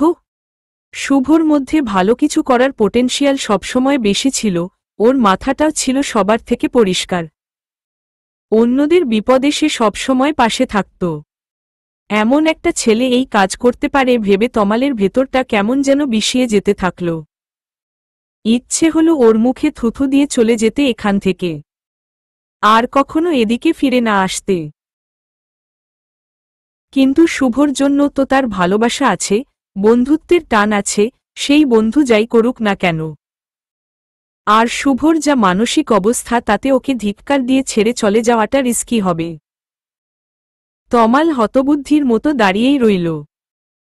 বুঝতে পারল না তার কি করা উচিত। অর্ক অফিস শেষে সারিকাকে আনতে গেল। বউকে ছাড়া বাড়িটা এত খাখা করে যে মনে হয় এই যেন তাকে গিলে খেতে এলো। আর সারিকা থাকলে মনে হয় চারপাশটা রঙিন আলোয় ঝলমল করছে। অথচ এই সারিকাকেই একসময় অপছন্দ করত অর্ক। সারিকা ওর দূর সম্পর্কের কাজিন ছিল, অর্কর বাবার ফুপাতো বোনের মেয়ে। ছোটবেলায় গ্রামে গেলে একসাথে খেলাধুলা করত ওরা। সারিকা তাকে পছন্দ করত ছোটবেলা থেকেই, কিন্তু মেয়েটা দুষ্টু আর বাচাল টাইপের ছিল বলে অর্কর ওকে বিরক্ত লাগত। ওর পছন্দ ছিল ঠান্ডা, মিষ্টি, ঘরোয়া ধরনের মেয়ে। কিন্তু সারিকা কোনোদিনই ওর পিছু ছাড়েনি। সেই ছোট্টবেলায় জোর করে খেলা থেকে শুরু করে হাইস্কুলে পড়াকালীন সময়ে জোর করে চালাঘরের পেছনের অন্ধকারে নিয়ে গিয়ে চুমু খাওয়া, প্রতিটা কাজকর্ম দিয়ে সে বোঝাতে চেয়েছে অর্ককে তার চাই। আর অর্ক সারাজীবন ওকে দূরেই ঠেলে গেছে। ওর কোনো কাজেই অর্কর কোনোদিন আগ্রহ আসেনি, বরং সে উত্তরোত্তর বিরক্তই হয়ে গেছে। তবে সময় সবসময় একরকম যায় না। স্কুল শেষ করার পর বহুদিন গ্রামে যাওয়া হয়নি অর্কর। ইউনিভার্সিটির পাঠ চুকিয়ে প্রায় ৮ বছর পর গ্রামে গিয়ে ওর দেখা হয় নতুন সারিকার সাথে। এই সারিকা আগের মতো বাচাল ঠিকই, কিন্তু ওর ভেতর কি যেন একটা তৈরি হয়েছে। সেটা ঠিক কি অর্ক ধরতে পারেনি, কিন্তু আকৃষ্ট হয়েছিল প্রবলভাবে। ওর চাহনি, ওর অস্তিত্ব, সবটাই যেন অর্ককে ঘিরে ধরেছিল প্রবল আকর্ষণের মতো। চোখ নাচিয়ে প্রথম কথাটা সারিকা বলেছিল, কি অ্যাংরি ইয়াং ম্যান, আমার কথা মনে আছে? নাকি শহুরে সুন্দর সুন্দর মেয়ে দেখে এসে এদিকে সবকিছু মাথা থেকে বেরিয়ে গেছে? অর্ক উত্তরে হেসে বলেছিল, তোমাকে ভুলে যাওয়ার মতো এতটা মেমোরি লস এখনো হয়নি। তবে তুমি বদলে গেছ। কিরকম? সেটা বলতে পারছি না, জাস্ট বদলেছ এটা বুঝতে পারছি। সারিকা ওর দিকে দৃষ্টি দিয়ে তীর ছুঁড়ে বলেছিল, বদলে গেছি, তবে আমার অনুভূতি বদলায়নি। এখনো আগের মতোই একজনকে ভীষণ করে চাইছি। বদলে যাওয়া সময়, বদলে যাওয়া সারিকা বা বদলে যাওয়া অর্কের মানসিকতা, ঠিক কী কারণে জানে না, সারিকার কথাটা শুনে অর্কর পুরো শরীরে একটা শিহরণ বয়ে গিয়েছিল। সারিকাও বুঝতে পেরেছিল সেটা। চোখে চোখে কথা হয়ে গিয়েছিল যেন। সেবার গ্রামে গিয়ে প্রায় 10 দিন কাটিয়েছিল অর্ক। গ্রহের মতো পুরোটা সময় সারিকা নামক আকর্ষণকারী নক্ষত্রকে কেন্দ্র করে সে ঘুরে গেছে। সেই চালাঘরের পেছনের আধারে গিয়ে চুমু খেয়েছে স্বেচ্ছায়। ঠিক তারপরেই মনে হয়েছে, সারিকাকে না পেলে তার চলবে না। সারিকাকে তখনই বিয়ের জন্য প্রস্তাব দিয়েছিল অর্ক। সারিকা তো পারলে সেই মুহূর্তে কবুল বলে ফেলে। বাড়িতে অর্ক জানিয়ে দিল সে সারিকাকে বিয়ে করতে চায়। তবে বাদ সাধলেন অর্কর মা। সারিকার চালচলন তার কখনো পছন্দ ছিল না। তার মতে, মেয়েটা অতিরিক্ত চালাক। একে বাড়ির বউ করলে না তার ছেলে সুখী হতে পারবে, না সুন্দর একটা সংসার হবে। এই নিয়ে পুরো একদিন ক্যাচাল হল। আত্মীয়স্বজন সবাই ভাগ হয়ে গেল। এক একজন এক এক মতো দিল। তবে অর্কর মা কোনোভাবেই এই সম্পর্ক মেনে নিতে নারাজ। সেই রাতে মাঝরাত পেরিয়ে যাবার পর অর্কর ঘরের দরজায় টোকা পড়ল। দরজা খুলে অর্ক দেখল সারিকা দাঁড়িয়ে আছে। অর্ক জিজ্ঞেস করল, কি হয়েছে? সারিকা কথাবার্তা না বলে ঘরে ঢুকে ভেতর থেকে দরজা বন্ধ করে দিল। তারপর অর্ককে জড়িয়ে ধরে বলল, আমাকে বিয়ে না করলে আমি কিন্তু গলায় দড়ি দেব। প্লিজ সারিকা, এরকম ছেলেমানুষি করো না। সারিকা কাঁদতে কাঁদতে আরও কি যেন বলতে লাগল। এমন সময় দরজায় ধাক্কা পড়ল। একাধিক কণ্ঠস্বর শোনা গেল ওপাশে। অর্ক ঘাবড়ে গেল। কিন্তু সারিকা অদ্ভুত একটা কাজ করল। তক্ষুনি তাকে ছেড়ে দিয়ে বিছানায় গিয়ে বিছানা এলোমেলো করে দিয়ে মাঝখানে গুটিসুটি হয়ে বসে রইল। এদিকে দরজা ধাক্কানোর মাত্রা বাড়লে সারিকা বলল, খুলে দাও না। হাঁ করে দাঁড়িয়ে আছো কেন? অর্ক বুঝতে পারল কি হতে যাচ্ছে, কিন্তু দরজা না খুলে উপায় নেই। দরজা খোলা হলো। সবাই ঢুকে দেখল সারিকা আলুথালু বেশে জোড়সড় হয়ে অর্কর বিছানায় বসে আছে। সারিকার ভাইয়েরা সে রাতে অর্ককে মারতে আসছিল। ওকে বাঁচিয়েছিল সারিকাই। সবার মাঝে এসে দাঁড়িয়ে বলেছিল, ও আমাকে ডাকেনি, আমি নিজে থেকে এসেছি। সারারাত ধরে বিশাল নাটক হয়ে গেল। গ্রামের বাড়ি বলে কথা দ্রুত ছড়িয়ে পড়ল পুরো গ্রামে। পরদিন বাধ্য হয়ে তাদের বিয়ে দিয়ে দিল আত্মীয়স্বজন মিলে। পরে শহরে এসে ওদের রিসিপশনের অনুষ্ঠান হয়েছিল। এত নাটকীয়তার জন্য অর্ক সারিকার প্রতি ভীষণ ক্ষুব্ধ হয়ে থাকলেও বিয়ের রাতে রাগ মিটে গিয়েছিল সারিকাকে দেখে। কত ছলাকলা করে সে অর্কর রাগ ভাঙিয়েছিল ভাবলে অর্কর এখনো শিহরণ জাগে, হাসিও পায়। অর্ককে দেখে সারিকা খুশি হয়ে গেল। এসেছ তুমি? এসো ভেতরে এসো। সারিকা ওকে বসিয়ে লেবুর শরবত করে আনল। অর্ক বলল, চলো আজই ফিরে যাবে। কেন এক রাত থাকো এখানে? না, তুমিই চলো। সারিকা চোখ টিপে বলল, আর বুঝি থাকতে পারছ না একা? অর্ক হেসে বলল, না। আচ্ছা, তৈরি হয়ে আসছি এক্ষুনি। সারিকার সাথে যোগাযোগ বন্ধের সপ্তাহখানেক পার হয়ে যাওয়ায় শুভ কিছুটা সামলে নিয়েছে। এদিকে তমাল বারবার বলছে, অর্ককে সব জানানো দরকার। ওর সাথে এত বড় ধোঁকা হতে পারে না। কিন্তু শুভর ইচ্ছে নেই কিছু জানানোর। এসব জানলে অর্কর সাথে সম্পর্কটা পুরোপুরি নষ্ট হয়ে যাবে। আর না হলেও আগের মতো তো আর থাকবে না। থাকা সম্ভব না। তমালের সাথে দেখা হবার পর সে এটাই বোঝাচ্ছিল তমালকে। কিন্তু তমাল মানতে নারাজ। সে বলল, তুই কি জানিস ইউনিভার্সিটি লাইফে এই মেয়ে কি করত? জানলে আর আমাকে নিষেধ করতে পারতিস না। আমি অর্কর সাথে এত বড় প্রতারণা জাস্ট মেনে নিতে পারছি না। জানলেও তো ও কষ্ট পাবে। এখন কষ্ট পাওয়া অনেক ভালো। দুদিন পর বাচ্চা কাচ্চা হয়ে গেলে যদি ও জানতে পারে ওর বউ ইউনিভার্সিটি লাইফে জামাকাপড়ের মতো বয়ফ্রেন্ড বদলাতো, 2 নাম্বার বেশি পাওয়ার জন্য। থাক, আমি আর শুনতে চাচ্ছি না।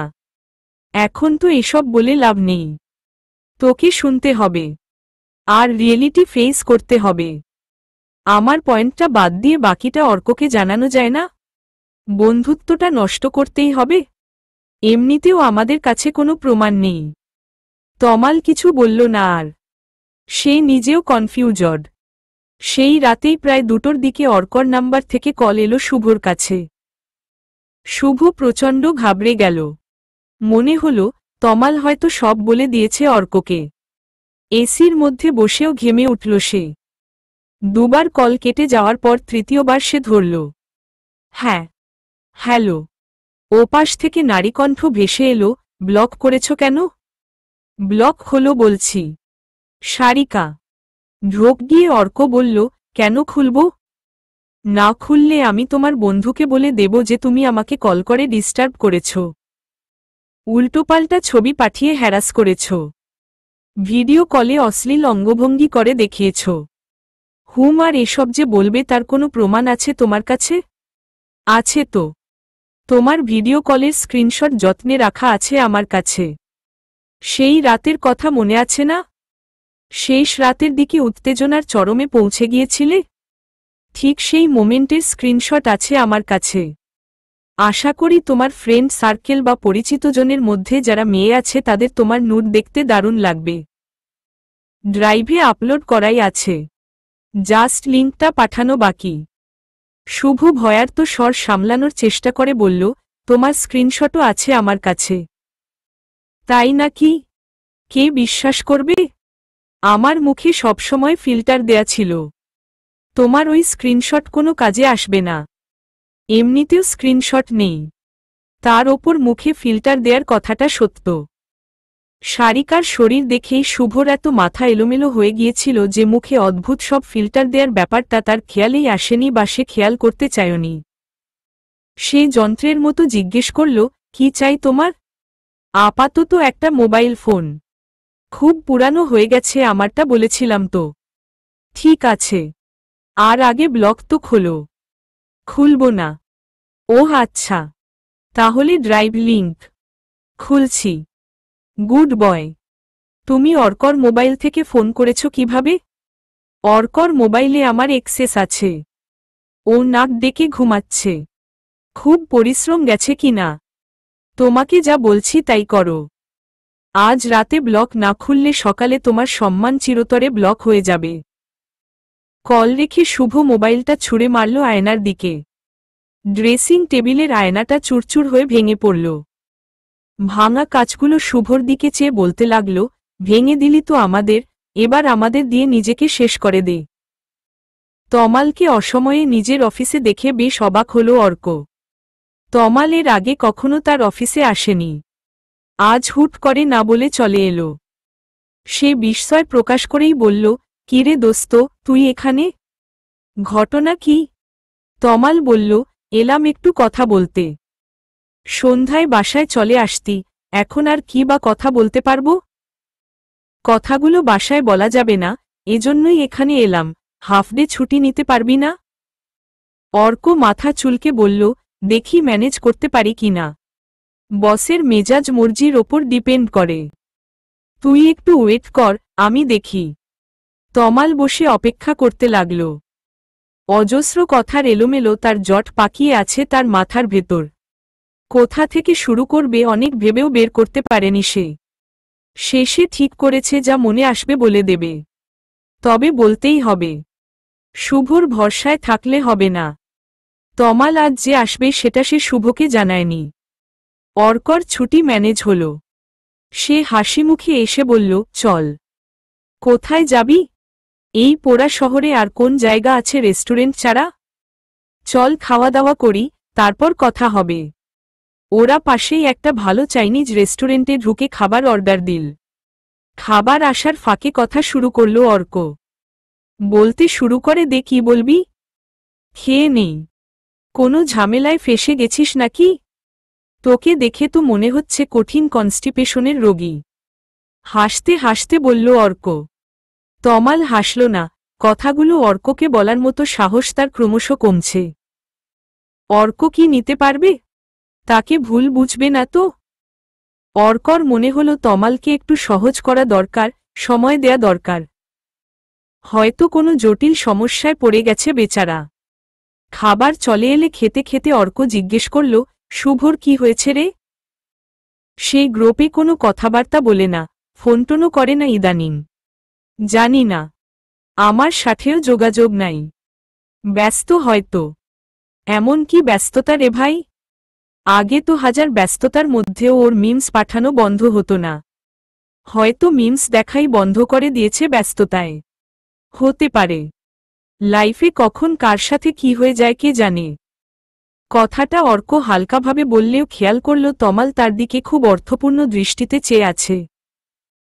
খাওয়া দাওয়া শেষে এক কাপ কফি নিয়ে তমাল বলতে শুরু করল, তোকে কথাটা বলতে চাইছিলাম তোর বাসা থেকে দাওয়াত খেয়ে আসার পর থেকেই। অর্ক নড়েচড়ে বসল। কি কথা? তোর ওয়াইফ, মানে সারিকাকে আমি। তমালের ফোনটা বেজে উঠল। সে বিরক্ত হয়ে পকেট থেকে মোবাইল বের করে কেটে দিতে গিয়ে দেখল কলটা এসেছে শুভর বাড়ির ল্যান্ডলাইন থেকে। সে একটু অবাক হয়ে ফোন ধরল। ওর বাড়ির বহু বছরের পুরানো গৃহকর্মী আমজাদ কল ধরে বলল, হ্যালো তমাল ভাইয়া। বল আমজাদ, কি হয়েছে? আমজাদ ভয়ার্ত গলায় বলল, শুভ ভাইয়া ঘরের দরজা খুলতেছে না, রাত থেকে দরজা বন্ধ। 10টার সময় একবার ডাকলাম, বলল সকালে খাইব না। এখন আবার ডাকলাম, কথা বলে না। কত ধাক্কাধাক্কি করলাম, খোলে না। দরজা ভাঙব ভাবতেছি। আপনারে তার আগে জানাইলাম।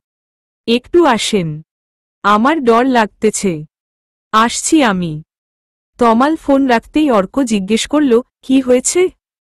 জানি না, শুভর বাড়ি চল। ওরা তড়িঘড়ি করে ছুটল শুভর বাড়ির দিকে। তমাল আর অর্ক যখন পৌঁছল তখন দরজা ভাঙা হয়েছে। শুভ বিছানায় পড়ে আছে। তার জ্ঞান নেই। ড্রেসিং টেবিলের আয়না ভেঙে চুরমার হয়ে ছড়িয়ে আছে মেঝেতে। শুভর বিছানার সাইড টেবিলে একটা ঔষধের পাতা পড়ে আছে। তমাল কাছে গিয়ে তুলে দেখল ওটা ঘুমের ঔষধ। অর্ক দ্রুত অ্যাম্বুলেন্সে খবর দিতে গেল। তমাল শুভর নাড়ি দেখল। নারীর গতি খুব ক্ষীণ, তবুও তো আছে। স্বস্তি মিলল খানিকটা। সম্ভবত খেয়েছে, বেশি দেরি হয়নি। 10টার দিকেও তো জ্ঞান ছিল। হাসপাতালে নিলে হয়তো ঠিক হয়ে যাবে। এসব ভাবতে ভাবতে তমালের চোখে পড়ল ঔষধের পাতার পাশে একটা নোটপ্যাডের খোলা পাতায় কিছু লেখা। চোখ বুলিয়েই দেখতে পেল ভয়ানক কথাগুলো। সবার অলক্ষ্যে চট করে পাতাটা ছিঁড়ে পকেটে ভরে ফেলল সে। শুভকে ইমার্জেন্সিতে নেওয়া হয়েছে। পেটের ভেতর ওয়াশ করতে হবে।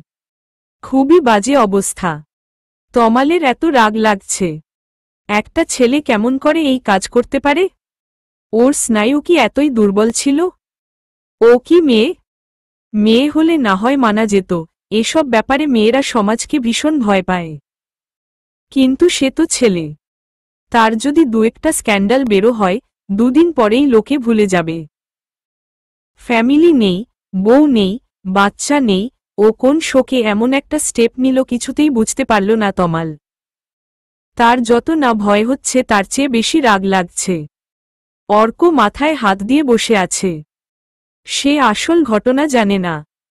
তমাল বলেছে, সেও কিছু জানে না। সে এমনিতেও শুভর ব্যাপারটা আজ অর্ককে বলতো না, চেপে যেত। আর এখন তো ঘটনা আরও অনেক পেঁচিয়ে গেছে। অর্ক ফোন করে সারিকাকে শুভর ব্যাপারটা জানিয়েছে। দেখা গেল কিছুক্ষণ পর সারিকাও এসে হাজির।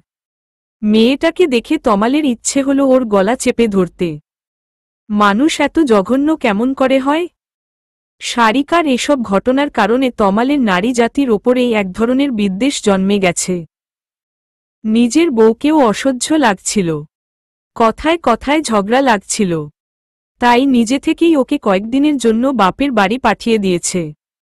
এখন দিন দিন এমন অবস্থা হচ্ছে যে কোনো মেয়ে দেখলেই মেজাজ গরম হয়ে যায়।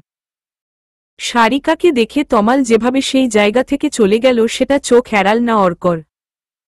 আজ তো তমাল সারিকার ব্যাপারেই কিছু বলতে যাচ্ছিল। কি বলতে চাইছিল সে? ভয়ানক কিছু। এই ভয়ানক পরিস্থিতিতেও কৌতূহল যেন গলায় এসে আটকে রইল অর্কর। তবে সে ধৈর্য ধরে বসে রইল। ওয়াশ করার পর শুভ সে যাত্রায় বেঁচে গেল। তার অবস্থা স্টেবল হয়ে এলে সারিকাকে বাড়ি পাঠিয়ে দিল অর্ক। বলল আজ রাতে হাসপাতালে থাকবে। রাতে সে আর তমাল হাসপাতালে রয়ে গেল। শুভর তখনও জ্ঞান ফেরেনি। অনেক রাতে একটা সুযোগমতো সময়ে অর্ক তমালকে ধরে বসল। তুই দুপুরে কি বলতে চাইছিলি এখন বল। তমালের কোনো কিছু বলার মতো ইচ্ছে নেই এখন, ভীষণ ক্লান্ত লাগছে। সে কয়েক পলক অর্কর দিকে চেয়ে থেকে বলল, পরে বলি? না, এখন বললেই ভালো হয়। আমার অনেক মাথা ধরে আছে। ওসব বললে মাথা ছিঁড়ে ফেলতে ইচ্ছে হবে। তুই বল। আচ্ছা, বলছি কিছুটা। তুই আমাকে ভুল বুঝতে পারিস। ভাবতে পারিস মিথ্যে বলছি।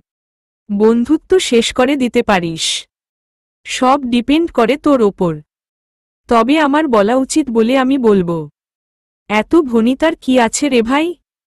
সেই দুপুর থেকে তোর নখরামির চোটে কথাটাই শোনা হলো না, ফালতু। তমাল দুঃখে হেসে ফেলল। বলল, তোর কোনোদিন সারিকাকে সন্দেহ হয়েছে? কিরকম সন্দেহ? ওর চরিত্র নিয়ে? অর্কর মনে পড়ল অনেক কথাই। ওর বিয়ের পর এক লোক ওকে ফোন করে খুব ডিস্টার্ব করত। বলতো সে সারিকা অনেক ভালোবাসে। অর্ক যেন সারিকাকে তার কাছে পাঠিয়ে দেয়। সারিকাকে ছাড়া বাঁচবে না, ইত্যাদি। তবে সারিকা বলেছিল ওটা তার পেছনে ঘোরা ব্যর্থ প্রেমিক। পাত্তা পায়নি বলে এমন করছে। অর্কর নিজেরও তাই মনে হয়েছিল। এরপর সারিকাদের এলাকার এক ছেলে অর্ককে চায়ের দোকানে পেয়ে সারিকার ব্যাপারে অনেক নোংরা কথা বলেছিল। বলেছিল ওর টেস্ট এলাকার সবাই জানে। অর্ক ভীষণ রেগে গিয়েছিল সেবার। ছেলেটার সাথে মারামারি হয়ে গিয়েছিল তার। সারিকা এরপর বলেছিল এই ছেলের স্বভাব খারাপ। সবার সংসারে আগুন লাগাতে চায়। অর্কর সারিকার কথা বিশ্বাস হয়েছিল। একবার সে সারিকার হোয়াটসঅ্যাপে এক ছেলের প্রচণ্ড আপত্তিকর ছবি আর টেক্সট পেয়েছিল। সারিকা বলেছিল সে এই ছেলেকে চেনে না। হোয়াটসঅ্যাপে নাকি সব মেয়েদের কাছেই এরকম মেসেজ কমবেশি আসে। তখনও অর্ক সারিকাকেই বিশ্বাস করেছিল। আজ তমালের এক কথায় তার সব বিশ্বাসের ভিত কেমন যেন নড়ে উঠল। সে খানিকটা ভীত গলায় জিজ্ঞেস করল, ওর চরিত্র নিয়ে কেন আমি সন্দেহ করব? তমালের কথা বলতে একেবারেই ইচ্ছে করছিল না। সে অর্ককে নিয়ে হাসপাতাল কম্পাউন্ডের বাইরে এসে একটা সিগারেট ধরাল। লম্বা একটা টান দিয়ে বলল, সারিকা একটা ক্যারেক্টারলেস মেয়ে। ওর জীবনে আসা ছেলের সংখ্যা কম করে হলেও তোর বয়সের ডবল হবে। অর্কর চোখমুখ শক্ত হয়ে গেল। তুই যা বলছিস ভেবে বলছিস? ও আমার বউ। হ্যাঁ, সেজন্যই মনে হয়েছে তোকে জানানো জরুরি। ওকে আমি স্কুল থেকে চিনি। অর্ক এবার বেশ রেগে গেল। স্কুল থেকে চিনিস মানে? তাহলে সেদিন বললি না কেন? সেদিন তো ভাব দেখালি জীবনে প্রথমবার ওকে দেখছিস। অর্ক, মাথা ঠান্ডা করে শোন প্লিজ। সেদিন কথাটা না বলার কারণ আছে। বলতে তো দিবি। সারিকা স্কুলে থাকাকালীন সময়ে ছেলেদের নাকি দড়ি দিয়ে ঘোরাত। ক্লাসের কত ছেলের প্রেম করেছে গোপনে তার হিসাব নেই।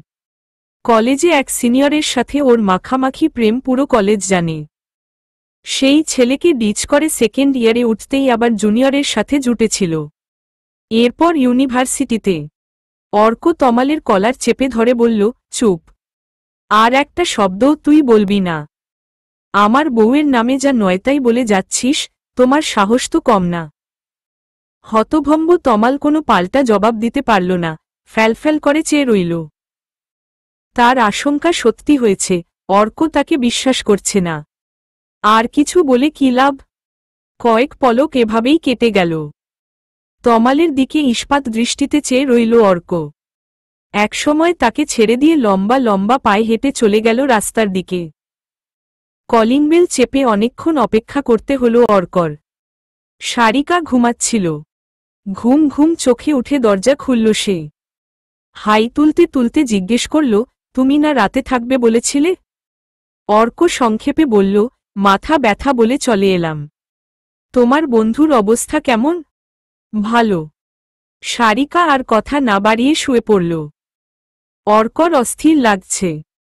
মনে হলো গোসল করলে হয়তো একটু ভালো লাগবে। সে সময় নিয়ে গোসল করল। প্রচণ্ড ক্ষুধা লেগেছিল। রাতে একটা ব্রেড খেয়েছিল শুধু, খাওয়ার মতো কিছু না পেয়ে একটা ডিম ভাজি করে টোস্ট দিয়ে খেয়ে ফেলল। তারপর শুতে গেল। কিন্তু ঘুম এলো না। সে প্রাণপণ চেষ্টা করছে তমালের কথাগুলো ভুলে যেতে। কিন্তু যত যাই করুক না কেন ভাঙা ক্যাসেটের মতো তার মগজে সেই কথাগুলোই বেজে চলেছে। মনে হচ্ছে অন্তকাল ধরে এগুলোই শুনে যাচ্ছে সে। কোনোদিন এই লুপ থেকে সে আর বের হতে পারবে না। চিৎকার করতে ইচ্ছে হলো অর্কর। মাথা ব্যথায় ছিঁড়ে যাচ্ছে। দুটো ঘুমের ঔষধ আর মাথা ব্যথার ঔষধ একসাথে খেয়ে নিল সে। একবার ইচ্ছে হলো শুভর মতো সবগুলো ঘুমের ঔষধ খেয়ে নিতে।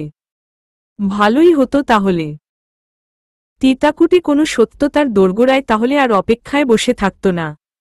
সে সবকিছু ছেড়ে চলে যেতে পারত।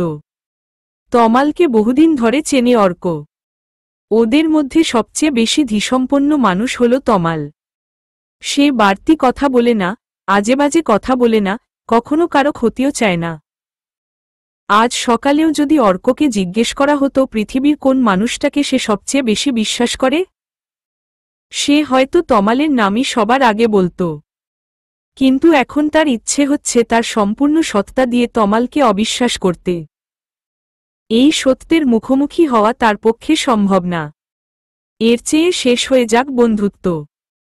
সে জানতে পারুক, কোনো কারণে তমাল মিথ্যে বলছে।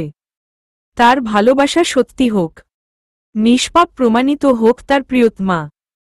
পাশে তাকালো অর্ক। ঘুমিয়ে আছে সারিকা। কি সুন্দর মুখটা। জানালা গলে স্ট্রিট লাইটের আলো ঢুকছে ঘরে। সেই আলোয় আবছা দেখা যাচ্ছে মুখটা। গুটিসুটি হয়ে শুয়ে থাকা এই নিষ্পাপ মেয়েটি কিছুতেই খারাপ হতে পারে না। দুশ্চরিত্র হবার প্রশ্নই ওঠে না। এই মেয়ের জন্য অর্ক মায়ের সাথে সম্পর্ক খারাপ করেছে, বন্ধু কোন ছাড়। মাথার ওপর আরেকটা বালিশ চাপা দিয়ে মাথা ব্যথা থেকে বাঁচার চেষ্টা করতে লাগল সে। কিছু হল না। মাথায় এখনো তমালের কথা ঘুরছে। সারিকা ঘুমের মধ্যেই তার দিকে এগিয়ে এলো। ওর বুকে মুখ গুজল। অর্ক জড়িয়ে ধরল সারিকাকে। কি মিষ্টি ঘ্রাণ আসে ওর শরীর থেকে। সারিকা নাক ঘষছে ওর বুকে। অর্কর সেই মুহূর্তে মনে হল সারিকার জন্য পুরো পৃথিবীর সাথে লড়তে হলে সে লড়বে। তবুও সবাইকে ভুল প্রমাণ করতেই হবে। ভোরে শুভর জ্ঞান ফিরলে তমাল কেবিনে ঢুকল। তমালের চেহারা গম্ভীর। রোগীর সাথে দেখা করতে আসার সময় চেহারায় সহমর্মিতা ফুটিয়ে তোলার কোনো প্রয়োজন সে বোধ করছে না। বরং ওর ইচ্ছে করছে এই ব্যাটাকে হাসপাতালের বেড থেকে তুলে ইচ্ছেমতো ধোলাই দিতে। শুভ সামান্য হেসে বলল, গুড মর্নিং। গাধার বাচ্চা, তুই এই কাজ কেন করলি? শুভ হাসল, আর করব না। কেন করবি না? শিক্ষা হয়ে গেছে ভাই। অনেক কষ্ট। তোর শিক্ষা হওয়ার দরকার ছিল।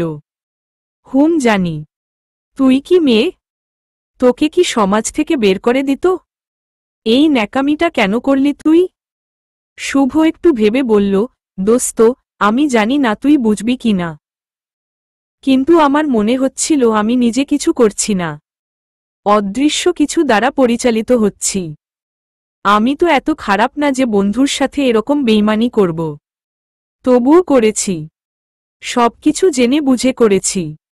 নিজেকে কন্ট্রোল করার ক্ষমতা আমার নষ্ট হয়ে গিয়েছিল। অর্ককে ফেস করা দূরের বিষয়, আমি নিজেকে ফেস করতে পারছিলাম না। ঘরের আয়না ভেঙে ফেলেছিলাম রাগে। এরপর হঠাৎ বাথরুমে গিয়ে আয়না দেখে মনে হচ্ছিল নিজেকে না, কোনো পিশাচকে দেখছি। এই জীবন রাখলে আমি হয়তো আরো বড় বড় পাপ করে ফেলব, এই আশঙ্কায় আর কিছুটা ভয়ও বলতে পারিস কাজটা করে ফেলেছি। আমার তো কোনো পিছুটান নেই। আমি মরে গেলেও কারো কিছু হতো না। কথাগুলো বলে তমালের দিকে চাইতেন মনে হল তমাল কষ্ট পেয়েছে তার পিছুটান নেই কথাটা শোনার পর। সে তমালের হাত ধরে বলল, সরি, আমি বাঁচতে চাই। তোদের জন্য বাঁচব আমি। তমাল বলল, এখনো কি গিল্ট ফিল আছে? কিছুটা। বাদ দে বিষয়টা। বাদ দেব? পুরোপুরি বাদ দিবি? ওকে। যা হয় হবে। ওকে। প্রমিজ কর, এমন আর করবি না? প্রমিজ করলাম। আর শোন, অর্ক দেখা করতে একে সারিকার প্রসঙ্গ একেবারে তুলবি না। তুই এই কাজ কেন করেছিস জিজ্ঞেস করলে বানিয়ে কোনো কিছু বলে দিস। তুই তো এতদিন ওকে সব বলতে চাইতি, এখন উল্টো গান গাইছিস কেন? বলার চেষ্টা করেছিলাম ওকে। শোনেনি। উল্টে রেগে বাস্ট হয়ে চলে গেছে। As expected. ওই মেয়ে আমার বউ হলে আমিও বিশ্বাস করতাম না। সিরিয়াসলি? কি আছে ওর মধ্যে? হয়তো বুঝতে পারছি কি আছে। পরে বলবো তোকে। আচ্ছা। অর্ক অফিসে যাবার আগে শুভকে দেখতে এলো। অর্ককে দেখে শুভর কষ্ট হলো খুব। কেমন যেন দেখাচ্ছে ওকে। অনুশোচনাটা ফিরে আসছে ভেতরে ভেতরে। তবে সে স্বাভাবিক রইল। অর্কের প্রশ্নের উত্তরে ব্যবসায় ভরাডুবির আশঙ্কা নিয়ে বানিয়ে একটা কাহিনী বলে দিল শুভ। অর্ক তাকে বেশ কিছু উপদেশ দিয়ে চলে গেল সেখান থেকে। অফিসে গিয়ে তার কাজে মন বসল না মোটেও। কেবলই ভেতরে ভেতরে অশান্তিতে তোলপাড় হয়ে যাচ্ছে। মাথা ব্যথাটা কেবল বেড়েই চলেছে। চোখের সামনে প্রায়ই সে দেখতে পাচ্ছে লাল নীল আলো জ্বলছে আর নিভছে। সে বহু চেষ্টা করল অফিসের কাজে মনোযোগ দেবার, পারল না। এরপর মোবাইল নিয়ে এলোমেলো চাপতে লাগল। অডিও ফাইলগুলোতে গিয়ে মনে হলো এগুলো শোনা যায়। বন্ধুদের সাথে আড্ডাগুলো খুব মজার হয় বলে সে শুভ আর তমালের নাম্বারে কল রেকর্ড অপশন চালু করে রেখেছে। ওদের সাথের প্যাচালগুলো অটোমেটিক রেকর্ড হয়ে থাকে। অর্ক প্রায়ই শোনে। মজা লাগে। মনে হয় স্মৃতি জমাচ্ছে। সেই রেকর্ড শুনতে গিয়েই সে আবিষ্কার করল একটা ফোন কল যেখানে তার আর শুভর মধ্যে না, বরং শুভ আর সারিকার মধ্যে কথাবার্তা হচ্ছে। কথাগুলো শুনতে শুনতে গায়ের লোম খাড়া হয়ে যেতে থাকল তার। হ্যাঁ। হ্যালো। ব্লক করেছ কেন? ব্লক হলো বলছি। কেন খুলব? না খুললে আমি তোমার বন্ধুকে বলে দেব যে তুমি আমাকে কল করে ডিস্টার্ব করেছ, উল্টোপাল্টা ছবি পাঠিয়ে হ্যারাস করেছ, ভিডিও কলে অশ্লীল অঙ্গভঙ্গি করে দেখিয়েছ। আর এসব যে বলবে তার কোনো প্রমাণ আছে তোমার কাছে? আছে তো। তোমার ভিডিও কলের স্ক্রিনশট যত্নে রাখা আছে আমার কাছে। সেই রাতের কথা মনে আছে না? শেষ রাতের দিকে উত্তেজনার চরমে পৌঁছে গিয়েছিলে, ঠিক সেই মোমেন্টের স্ক্রিনশট আছে আমার কাছে। আশা করি তোমার ফ্রেন্ড সার্কেল বা পরিচিতজনের মধ্যে যারা মেয়ে আছে তাদের তোমার নুড দেখতে দারুণ লাগবে। ড্রাইভে আপলোড করাই আছে, জাস্ট লিঙ্কটা পাঠানো বাকি। তোমার স্ক্রিনশটও আছে আমার কাছে। তাই নাকি? কে বিশ্বাস করবে? আমার মুখে সবসময় ফিল্টার দেয়া ছিল। তোমার ওই স্ক্রিনশট কোনো কাজে আসবে না। কি চাই তোমার? আপাতত একটা মোবাইল ফোন। খুব পুরানো হয়ে গেছে আমারটা বলেছিলাম তো। ঠিক আছে, আর আগে ব্লগ তো খোলো। খুলব না। ওহ আচ্ছা, তাহলে ড্রাইভ লিংক খুলছি। Good boy. তুমি অর্কর মোবাইল থেকে ফোন করেছ কিভাবে? অর্কর মোবাইলে আমার অ্যাক্সেস আছে। ও নাক ডেকে ঘুমাচ্ছে। খুব পরিশ্রম গেছে কি না? তোমাকে যা বলছি তাই করো। আজ রাতে ব্লক না খুললে সকালে তোমার সম্মান চিরতরে ব্লক হয়ে যাবে। কথাগুলো রিপিটেডলি কতবার শুনল অর্ক বলতে পারবে না। তার মগজ কাজ করা বন্ধ করে দিয়েছে। চোখ জ্বালা করছে। চোখের সামনে এখন আর কিছুই নেই, কেবল লাল নীল হলুদ আলো জ্বলছে, নিভছে, মাথা ব্যথায় ফেটে যাচ্ছে। অফিসের ডেস্কে বসেই প্রচণ্ড চিৎকার দিয়ে উঠল সে। চোখ খুলে তমালকে দেখতে পেল অর্ক। তার অবস্থা খারাপ হয়ে গিয়েছিল। মাথা ধরে বসে এলোমেলো বকছিল সে। বিপি প্রচণ্ড রকম হাই হয়ে গিয়েছিল বলে ওর কলিগরা হাসপাতালে নিয়ে এসেছে তাকে। শুভ একই হাসপাতালে ভর্তি। শুভর কাছেই এসেছিল তমাল, হঠাৎ অর্ককে দেখতে পেয়ে ওর কাছে এসেছে। ও পরিচয় দেয়াতে অর্কর অফিস কলিগরা চলে গেছে কাজে। অর্কর স্বাভাবিক হতে হতে প্রায় সন্ধ্যা হয়ে গেছে। চোখ খুলে তমালকে দেখতে পেয়ে সে খানিকটা ভীত হল। কেন হলো বলতে পারবে না। তমালকে ভয় লাগছে। গা শিরশির করছে ওর। তমাল বলল, কেমন আছিস? জানি না। সবাই মিলে অসুস্থ হওয়া শুরু করেছিস কেন তোরা? কয়জনকে দেখব? জানি না। জানিসটা কি? তমাল, শুভ সুইসাইড করতে গিয়েছিল কেন? ওর কি একটা ঝামেলা ছিল। কি নিয়ে? সারিকা। তমাল চমকে উঠে বলল, তুই জানিস?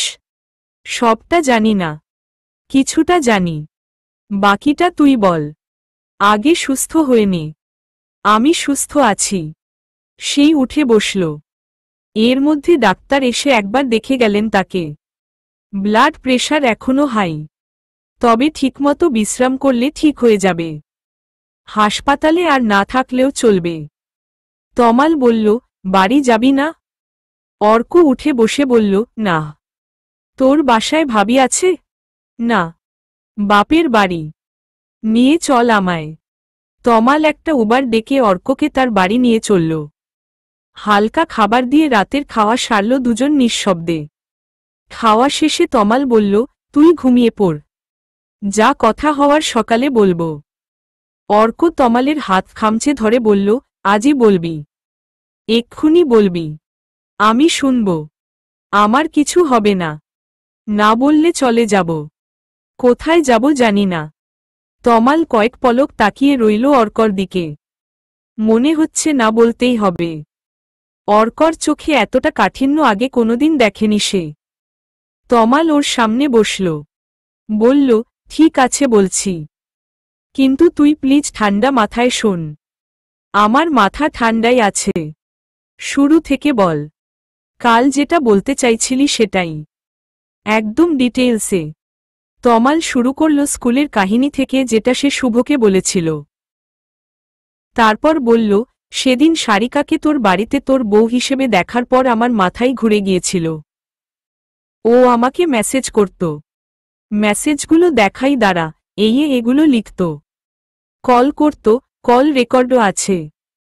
শুধু বলতো ওর পাস্ট তুই জানলে ও আমাদের ফ্রেন্ডশিপ নষ্ট করে দেবে। আমি তোকে এসব জানাতে চেয়েছিলাম, আবার ভয় জানাইনি, জানিয়েছিলাম শুভকে। জানাতে গিয়ে আমি জানতে পারলাম আরও ভয়ানক সত্য। শুভকে প্রতি রাতে কল দিয়ে সিডিউস করত সারিকা। বিনিময়ে টাকা পয়সা চাইত এটা সেটা কেনার জন্য। ভিডিও কলে অসভ্যতা করত, শুভও কন্ট্রোল করতে পারেনি, সাড়া দিয়েছিল। তারপর নিজেই আর নিজের কাজগুলো সহ্য করতে না পেরে খেয়ে নিল ঘুমের ঔষধ। এই পর্যায়ে এসে অর্ক বলল, সারিকা শুভকে ব্ল্যাকমেইল করছিল। তুই কি করে জানলি? সেটা বিষয় না, তুই তারপর বল। তমাল গতকালের লেখা শুভর নোটটা এনে অর্কর হাতে দিল। তাতে লেখা, আমার মৃত্যুর জন্য কেউ দায়ী নয়। আমি একটি ভণ্ড, চরিত্রহীন আর শয়তান লোক। আমার মতো বেঈমানের মরে যাওয়াই উচিত। শুভর তারপর কি হলো তা তো জানিসই। তবে শুভর জীবনেই যে এরকম ঝড় এসেছে তা না। ইউনিভার্সিটিতে ও একজনের সাথে এর চেয়েও বড় ব্লান্ডার করেছিল। কি করেছিল? ছেলেটার নাম রুমন, ফার্স্ট ইয়ারেই সারিকার সাথে পরিচয়। বেশ হ্যাপি কাপল ছিল দুজন। রুমন ওকে প্রচণ্ড ভালোবাসত, আর বিশ্বাসও করত। 2 বছরের সম্পর্কে এমন কিছু নেই যা ছেলেটা ওর জন্য করেনি। থার্ড ইয়ারে উঠে একদিন সে সারিকাকে এক সিনিয়রের সাথে আজেবাজে চ্যাট করতে দেখে। ধরার পর অনেক কান্নাকাটি করে সারিকা। ঘটনা শেষ হয়। এর কিছুদিন পরেই মেয়েটা ওদের ইউনিভার্সিটির কোনো এক গেস্ট টিচারের সাথে কক্সবাজার যায় 2 দিনের জন্য। রুমনকে বলেছিল গ্রামে যাবে, সেটাও রুমন জানতে পেরে যায়। পাগলের মতো হয়ে যায় সে, প্রচুর রিয়েক্ট করে। এই ঘটনা নিয়ে ক্যাম্পাসেই অনেক ঝামেলা হয়। সারিকা এরপর রুমনের সাথে সম্পর্ক শেষ করে অন্য সিনিয়রের সাথে রিলেশনে যায়। কয়েকদিনের ভেতরেই আবার দেখা যায় তাকে ছেড়ে অন্য কারো সাথে ঘুরছে। এরপর বিষয়টা কমন হয়ে যায় যে সারিকা এক এক দিন যেমন এক এক কাপড় পরে আসবে, তেমনি এক এক দিন এক এক ছেলের সাথে ঘুরবে। এমনকি এটাও কানাঘুষা শোনা গেছে যে ও টাকার বিনিময়ে সার্ভিস দিত। সবকিছু আমি জেনেছি আমার বন্ধু সাফিনের থেকে, ও ওই ইউনিভার্সিটিতেই পড়ত। একই এলাকার ছিলাম বলে আমাদের কমন ফ্রেন্ড ওর কলেজ আর ইউনিভার্সিটি 2 জায়গাতেই পেয়ে গেছি। তুই চাইলে ওর আরও ব্যাচমেটদের সাথে কথা বলে শিওর হতে পারিস। তো যা বলছিলাম, এসবের মধ্যে রুমন বেচারা প্রচণ্ড আঘাত পেয়েছিল। সে মানসিক ট্রমার মধ্যে চলে গিয়েছিল। পড়াশোনা করত না, পাশ করতে পারত না, ফেল করে করে রয়ে গিয়েছিল সেই থার্ড ইয়ারেই। এদিকে সারিকা পাশ করে বেরিয়ে গিয়েছিল, তোকে বিয়ে করে নিয়েছিল। তখন তোকে হয়তো রুমন কল করত মাঝে মাঝে, তুই ওকে বিশ্বাস করিসনি। সারিকাকে ফিরে যেতে বলতো ওর কাছে। ওর মানসিক অবস্থা তখনও খারাপ ছিল। কয়েকবার সুইসাইডও করতে গিয়েছিল, এখন অবশ্য ভালো হয়েছে। অনার্স পাশ করেছে শুনলাম।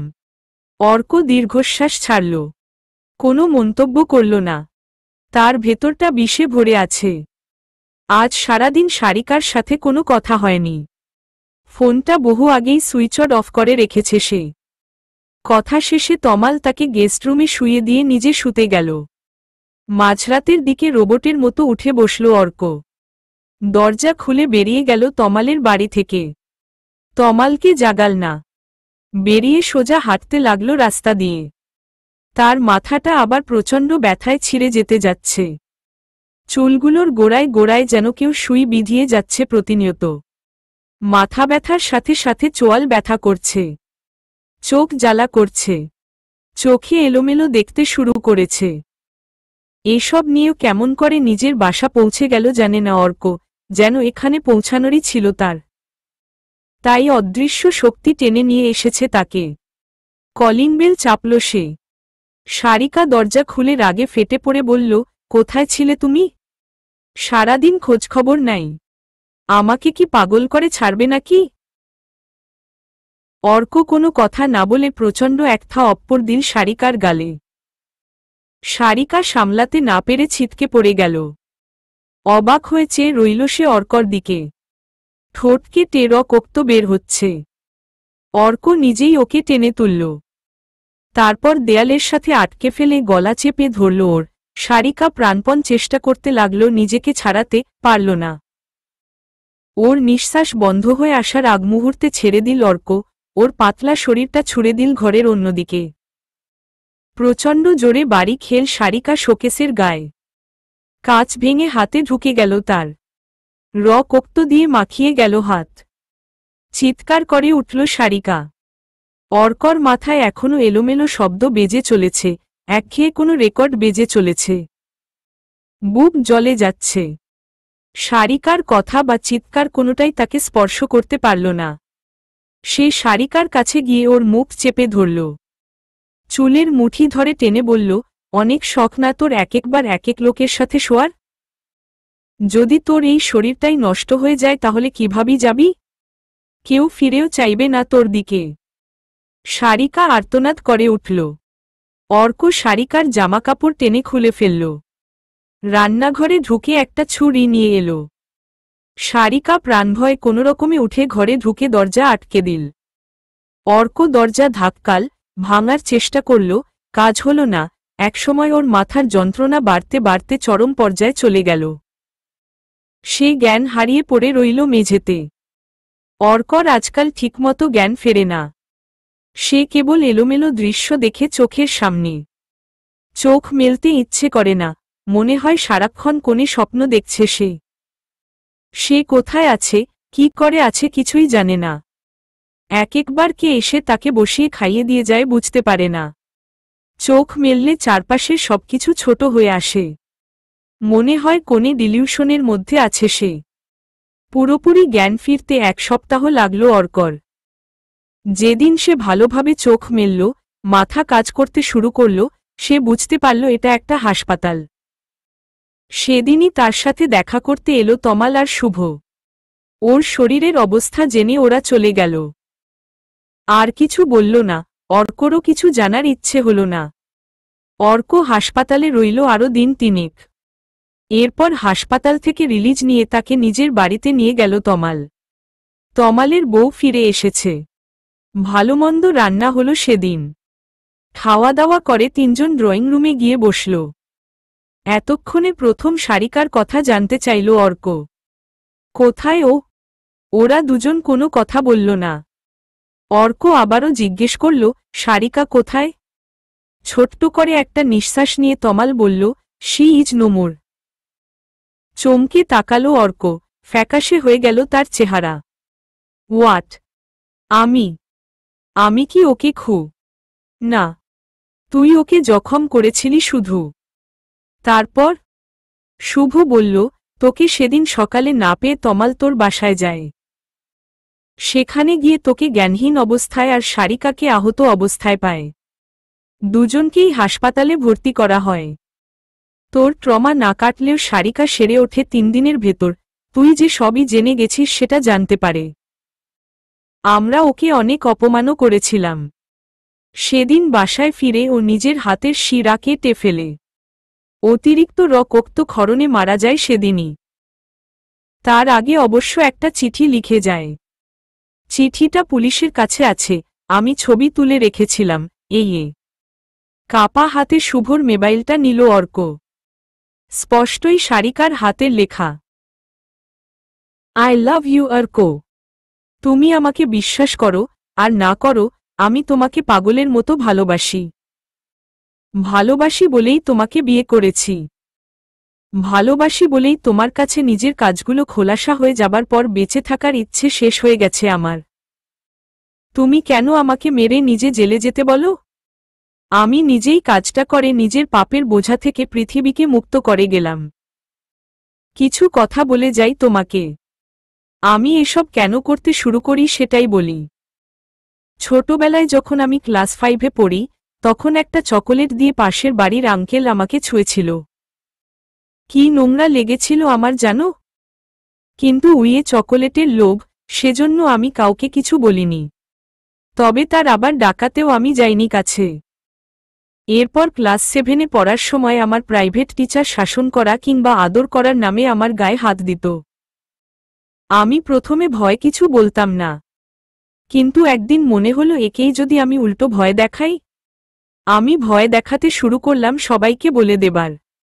বললাম, যা করছে তা করে যেতে চাইলে আমাকে রোজ চকোলেট কিনে দিতে হবে। সে দিত, বিনিময়ে রোজ সবার চোখ এড়িয়ে যতটা পারে নিজের শখ মিটিয়ে নিত। আমারও এসব আস্তে আস্তে মজা লাগতে শুরু করেছিল। একদিন খালি বাড়ি পাওয়ার সুযোগে যা বাকি ছিল তাও হয়ে গেল। ক্লাস 8-এ একটা প্রেম করতে শুরু করার পর আমার কাছে পুরো ব্যাপারটা স্বাভাবিক হয়ে গেল। বহুগামী হতে তখন একটুও খারাপ লাগত না, বরং উপভোগ করতাম। সুবিধা আদায়ের জন্য কিংবা এমনিতেই শুধু ভালোলাগা থেকে কত মানুষের সাথে জড়িয়েছি হিসেব নেই। কিন্তু আমারও তো একটা মন আছে। সেই নিষ্পাপ মনটা আমি ছোট্টবেলাতেই তোমাকে দিয়ে দিয়েছিলাম অর্ক। তোমার প্রতি আমার ভালোবাসায় তুমি কোনো সন্দেহ করো না। তাহলে যে আমি মরেও শান্তি পাব না। আমি চাইলে ধনী, তোমার থেকেও হ্যান্ডসাম কাউকে বিয়ে করে ফেলতে পারতাম। কত ছেলে ছিল, কিন্তু তোমাকে ছাড়া যে আমি অপূর্ণ ছিলাম। আমার ভালোবাসায় কোনো খাদ ছিল না অর্ক। তোমায় আমি কষ্টে দেখতে পারছি না। হাসপাতালে তোমার কষ্টে জর্জরিত মুখ দেখেই সিদ্ধান্ত নিলাম যে মানুষটার জন্য আমার ভালোবাসার মানুষ এভাবে কষ্ট পাচ্ছে তাকেই শেষ করে দেব। তুমি ভালো থেকো অর্ক, খুব ভালো থেকো। আমাকে ভালোবাসতে না পারো, শুধু ঘৃণা করো না, আমি সত্যিই তোমাকে অনেক অনেক ভালোবাসতাম। অর্ক চিঠি পড়ে মূর্তির মতো বসে রইল।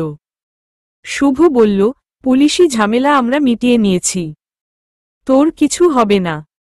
তুই কদিন আমার বাড়িতে গিয়ে আমার সাথে থাক, তারপর তোকে একটা নতুন বাসায় শিফট করিয়ে দেব। ওই বাসায় থাকতে হবে না। অর্ক কিছু বলল না। তমাল ওর হাত ধরে বলল, অর্ক, প্লিজ চেষ্টা কর স্বাভাবিক হতে। অর্ক প্রাণহীন গলায় বলল, আমি তোর বাসায় যাব না শুভ। আমাকে আমার মায়ের কাছে দিয়ে আয়, অন্য কোথাও থাকলে হয়তো আমি আর বাঁচব না। অর্ক মায়ের কাছে থেকে মাসখানেক পর বেশ স্বাভাবিক হয়ে ফিরল। নিজেই বাসা বদলে ফেলল। সেখানে মাকে নিয়ে এলো গ্রাম থেকে। ওদের বন্ধুত্ব ধীরে ধীরে স্বাভাবিক হয়ে এলো। একদিন অর্কর মায়ের দাওয়াতে ওদের বাসায় গিয়ে জমিয়ে খাওয়া দাওয়া আর অনেকদিন পর একটু খোলামেলা হাসি ঠাট্টা হল। ফেরার পথে সেদিন হঠাৎ তমাল শুভকে জিজ্ঞেস করল, তুই একবার বলেছিলি তুই বুঝতে পেরেছিস সারিকার মধ্যে কি আছে। কি ছিল বলতো? শুভ উদাস গলায় বলল, নির্লজ্জতা। আমাদের সবার মনে একটা অন্ধকার অংশ থাকে। ভালো অংশের মতো সেই খারাপ অংশটাও বের হয়ে আসতে চায়, যাকে আমরা দাবিয়ে রাখি। ড জেকিল এন্ড মিস্টার হাইড গল্পটা পড়েছিলি না? সেই মিস্টার হাইডের মতো আমাদেরও খারাপ প্রবৃত্তি সুযোগ পেলে বের হয়ে আসতে চায়। আর সারিকা সেটাই ওর নির্লজ্জ কথাবার্তা আর কাজকর্ম দিয়ে বের করে আনত। ওটাই ছিল ওর আকর্ষণী ক্ষমতা, যেটা এড়িয়ে যাবার মতো শক্তি সবার আলোকিত অংশের থাকে না। আমারও ছিল না। অর্ককেও কি এভাবেই ফাঁসিয়েছিল? চিঠি পড়ে তো সেটা মনে হয় না। হয়তো ও অর্ককে সত্যিই ভালোবাসত। নয়তো এমন মেয়েরা তো সহজে মরে না, শুধু রূপ বদল করে। যা হয়েছে ভালোই হয়েছে, বেশ জোর দিয়েই বলল তমাল। শুভ আপনমনে বলে উঠল, হয়তো। সমাপ্ত।